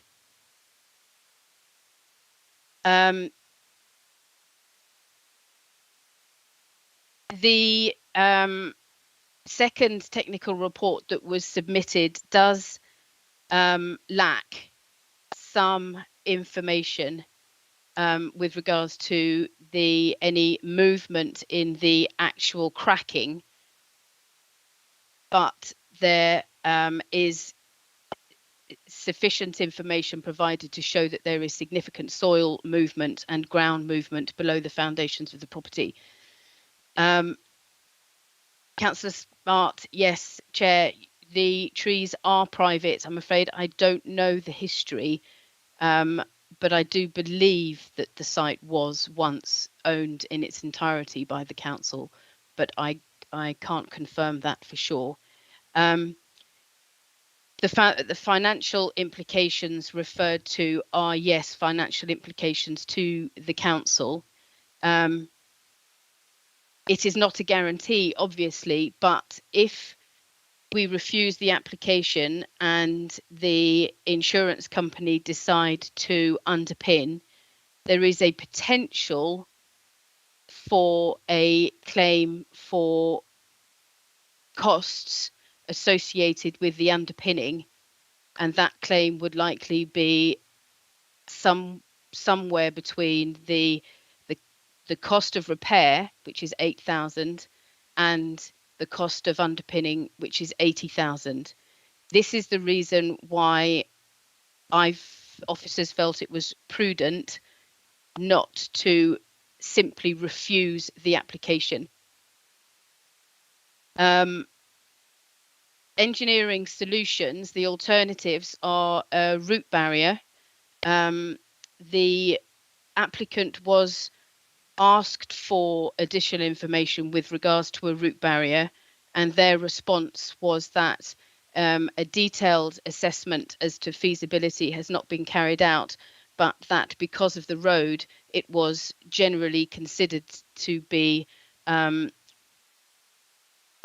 unfeasible solution. The other alternative is underpinning the property, and it has been suggested that underpinning the property would cost in the region of £80,000.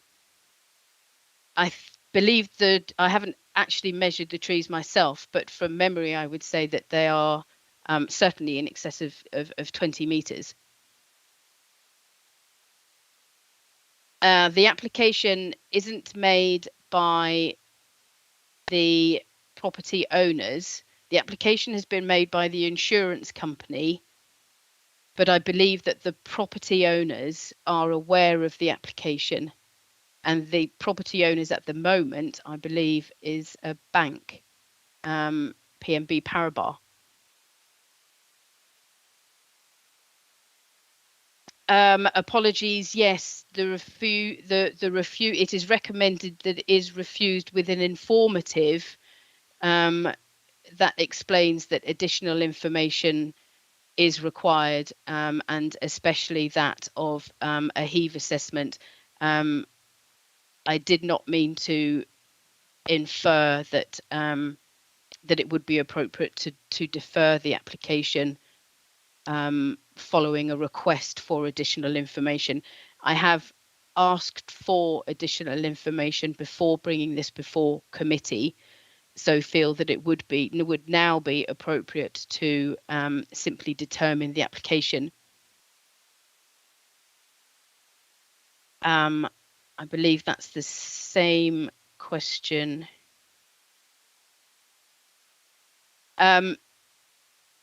If we do receive a heave assessment, and the heave assessment comes back as not being a problem, I don't believe that we are obliged to then approve the application if there are still questions with regards to whether or not sufficient information has been provided to satisfy the claim that the trees are causing damage.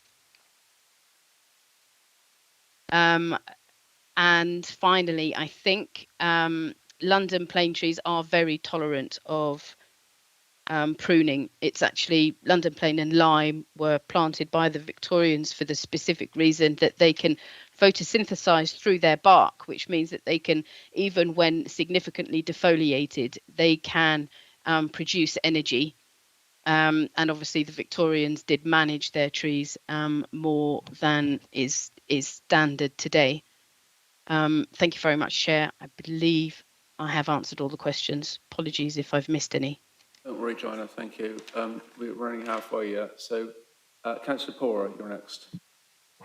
It was just to pick up on what I think I've understood. Oh, and I might need Toby to ask this one as well.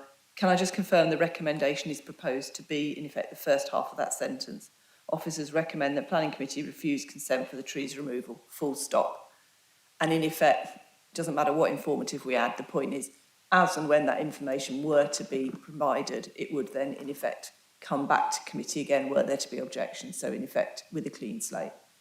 If someone could just confirm that, because that would reassure me. Thank you. Can we get confirmation on that straight away then, please, either Joanna or Toby, whichever of you is best? What do you think, Joanna? Do you want to answer it?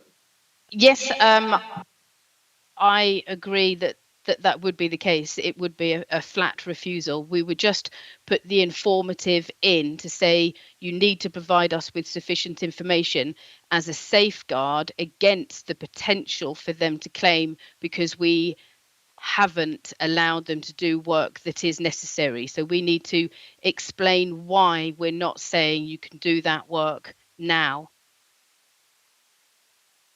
Thank you. So in that case, let's go to Councillor Bennett. Thank you. Could I just ask Toby also to clarify the recommendation?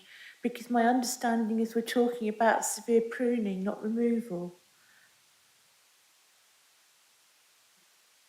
I think Councillor Bennett is referring to 19 in the document, which says that refuse consent for the consent for the trees removal pending.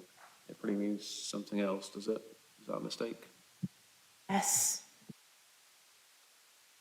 Joanna, do you want to just confirm that?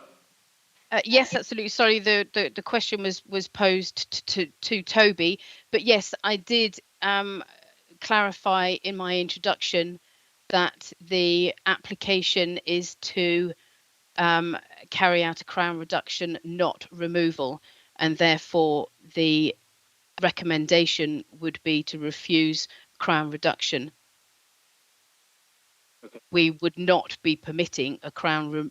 We would not be permitting removal because removal isn't mentioned in the application at all. Okay. Is there anything else, Councillor Bennett? I think there's quite a few questions. Yeah, Apologies, go ahead. Chair. Yep. My first one is I'd like to ask some questions about heath because I'm not a great tree expert. I'm only familiar with heath being an issue with tree removal. Is it an issue here because such a dramatic reduction is in question? I mean, we have street trees locally that are less than 5 metres in height.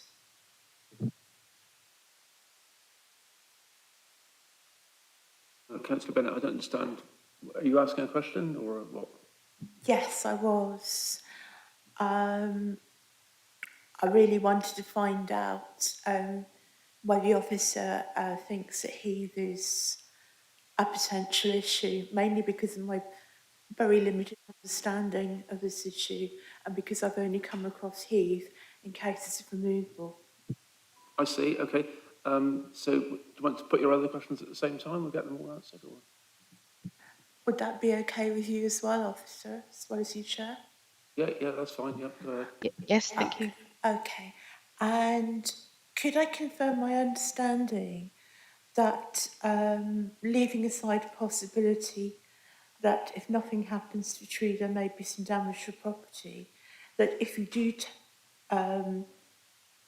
sort of reduce this tree, that because of the heath risk, there is actually potentially an equal or greater risk to the property? And those, I think, are my two big questions. Thank you very much. Okay, thank you. And someone else, Councillor Bajan? Yep. Thank you, Chair. A very interesting study for us, isn't it? We're learning all about trees. Couple of straightforward questions. How old would you expect these trees to get? So they're quite old already. Are they going to live another potentially 1,000 years or 100 years? How much bigger are they likely to get, or have they reached their sort of full mature size? So they're the two direct questions. I've looked at the trees and the pavement. It doesn't appear to be any great heave or subsidence in the road or in the pavement. There doesn't seem to be any damage going on at that level. So nothing's pushing me towards believing that these trees are going to pull the house down. So my inclination is to follow the officer's recommendation. And I've got one last technical question, I suppose. If the trees were damaging the house, would we be required, or would we still have a judgment about how the trees will be dealt, or how we would deal with the trees? So if they were seen to be really damaging the house, will we still have a judgment to make then? Could we say, no, well, if they pull the house down, they pull the house down? So that's a bit of a technical question, and if you want to dodge that one, please do. But I'm really interested in how much older these trees are going to get, and how much bigger are they going to get? Thank you. Thank you, Councillor. Councillor Dryden, did you have your hand up as well? No, you didn't. Who was it? Councillor Gawthorpe-Wood. Okay. Councillor Gawthorpe-Wood. Right, this is just to be absolutely clear, I apologise about this, so that in Executive Summary 2, item point 3, it says removal, we're actually talking about crown removal or crown reduction, And in the item 19, the recommendation at the end of the report, where it says trees removal, it's trees crown reduction. I just want to make sure that nothing slips through where it says removal and we're actually talking about crown reduction. Thank you. Yeah, thank you, Councillor. Okay, back to you then, Joanna. Thank you, Chair. Okay, so heave is almost the opposite of subsidence. When a soil is allowed to re-wet, then that soil will increase in volume. And depending on the relationship between the trees and the buildings, basically whether the trees were there before the building, if there was a persistent soil moisture deficit, so if soil was desiccated before the house was built, then it is possible that the re-wetting of the soil could result in the house being lifted up, which would end up with not just closing the subsidence damage, but creating more damage, and usually quite significant damage, because the house is usually no longer sitting on its foundations. It's lifted up off the foundations. The reference I spoke of earlier, which is the Institute of Structural Engineers, states that it is any action to reduce the influence of a tree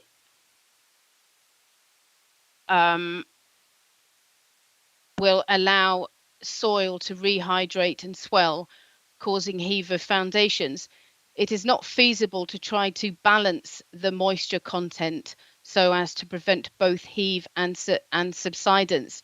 So any management of the tree will result in that tree extracting less moisture from the soil. It's not possible to predict how much less and whether or not that will be sufficient to simply close the gaps that have been created, or whether or not that re-wetting will result in a situation that would actually result in heave. So the structural engineer guidance is that management of trees is not appropriate if there is a heave potential. We don't know if there is a heave potential because that information has not been provided. If we don't do anything, then yes, it is likely that the damage would continue as the trees continue to grow. Councillor Bajent's questions. The trees are healthy. We tend not to predict the retention of trees above 40 years. But yes, well in excess of 40 years, they could be safely retained, unless an unforeseeable pest or disease came through, or obviously extreme weather events. London Plains, you're probably looking at maybe another 5 meters or so in height, an average, and certainly a degree of width, a few meters or more. They could extend. So there is a significant capacity for them to increase in size. Surface damage is not an indication of subsidence. Subsidence specifically, or not subsidence, tree-related property damage relates specifically to the drying of a soil below foundations, below the point at which the building is founded. Any surface damage, any direct damage associated with tree roots would normally happen in the top 60 centimetres of soil, because 90% of tree roots are found in the top 60 centimetres of soil. And this would be direct damage relating to pressures exerted by girth growth of roots on light structures, which might include walls, pavements, roads, etc.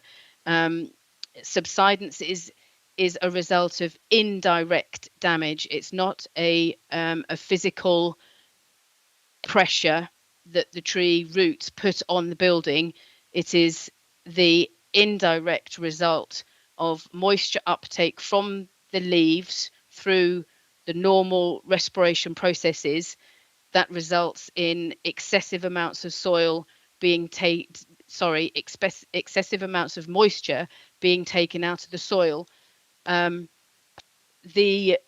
The water that is trapped within a clay soil, you can to a certain degree consider it as a magnetic relationship.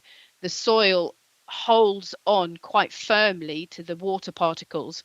So your average drying from the sun is insufficient to dry these soils. You need something like a pump that actually has the power to extract the moisture at these levels, and the tree, because of the processes of respiration, are effectively a biomechanical pump that is sucking moisture out of the soil. I'm sorry, I didn't fully understand the last question with regards to what would happen if we just let this go and allow the house to fall down. So perhaps that could be confirmed. And yes, again, I confirm the application is to reduce the trees. There is no reference to removal of the trees in any of the application documents. It is officer error that removal is included in the report. So any decision would refer to the application, which is to reduce the trees in height by 5 meters and width by 4 meters. Thank you. Thank you, Joanna. Getting into huge detail here, committee. We need to see the big picture as well. I think, to be fair to you, Councillor Bajan, the officers actually didn't quite understand your last question. Did you want to clarify, or are you happy with what you've heard so far? Chair, whilst we were going into such depth, I thought, yes, I'd like to clarify. If the trees were seen to be making substantial damage to a building, not necessarily this one, would we then be required to allow for this pollarding or cutback, or would we still have a choice? And really, it's more of an academic question, but I just thought that while we're going into all this detail, I'd like to add that to my knowledge bank. Thank you, Councillor. I think that's the Town and Country Planning Act there. So, Joanna, do you want to answer that question from Councillor Bajan? Yes, absolutely. It's not the least academic. It's a very pertinent question, in my opinion, as a tree officer. And it is because I'll repeat the section 14 of the Town and Country Planning Act regulations, because it states that nothing will prevent tree work so far as may be necessary for the prevention or abatement of a nuisance. So that is stated in the regulations, and it is one of the exceptions to the requirement to make a tree work application. So arguably, a tree work application is not required for this work to be permitted, because the work is proposed to prevent a nuisance. Thank you very much, Joanna. Is that clear, Councillor Bajan? Yeah. Very clear. Thank you. Thank you very much. So I just want to say one further thing. So we said a lot about trees, and we've also been very careful to caveat our thoughts about subsidence on the basis that we don't feel it's necessarily proven. by the evidence that we've seen or has been seen. But it is also the case that the building 193 Sturton Street is not an old building. It's more modern, has stretcher bond bricks. It's probably built with cementitious mortar, not lime mortar. If it was the older lime mortar, it would have moved probably with the move in the ground. But it's not the case with modern buildings. They tend to crack. And the cracking could be just due to the very dry conditions that we have in the eastern region. That's my own unprofessional analysis, but there are other things that could cause this cracking. That's what I'm saying. Is that fair to say, Joanna, or am I being unreasonable? I don't think you're being unreasonable, but there is evidence of a clay soil.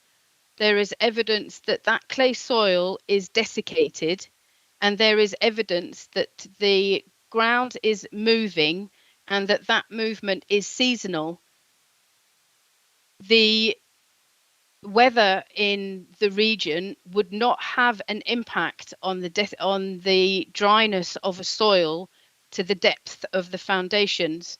That requires a biomechanical pump. It requires a tree to be able to influence the soils at that depth. Well, thanks for that, Joanne. Any more questions? Well, I feel I agree with you, Joanne, that we need the heave analysis, but will we get it? That's the question. If we do what if we follow your recommendation and refuse and ask for a heave analysis, will the applicant feel inclined to do it? Because it's their cost, isn't it? They might decide not to, but if they do decide not to and then make a claim to the council for the difference between the costs of repair and the cost of underpinning, the council would have a more substantial case for defence, because we asked for additional information that wasn't presented. So they could decide to underpin, but I think the council's culpability would be significantly reduced. Thanks, Joanna. I've had nodding to my right from the legal officer and the development manager, so that seems to be in agreement. So that's good. So in that case, shall we hear the recommendation and go to the vote? It's been a very good debate, so thank you very much, everyone. Not finished yet, of course, just to vote. So, Toby? Thanks, Chair. So the recommendation is set out on page 90, but as members have heard, the recommendation is actually incorrectly worded. So following debate, my understanding is that the recommendation is to refuse consent for the proposed crown reduction measures with an informative in relation to heave and a detailed assessment of costs associated with engineered solutions. That's right, Toby. So all those in favour of that recommendation?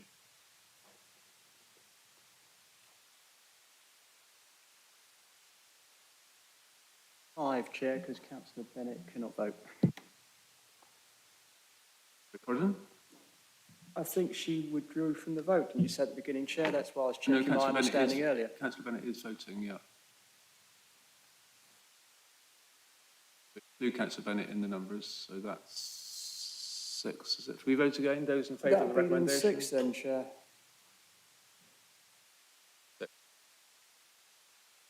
Because a couple of councillors have left. Sorry, use your mic. It's 6 because a couple of councillors have left, so we're no longer 8. So the recommendation is approved, unanimous vote, and that's the end of today's meeting. Thank you very much, everyone. Safe journey home.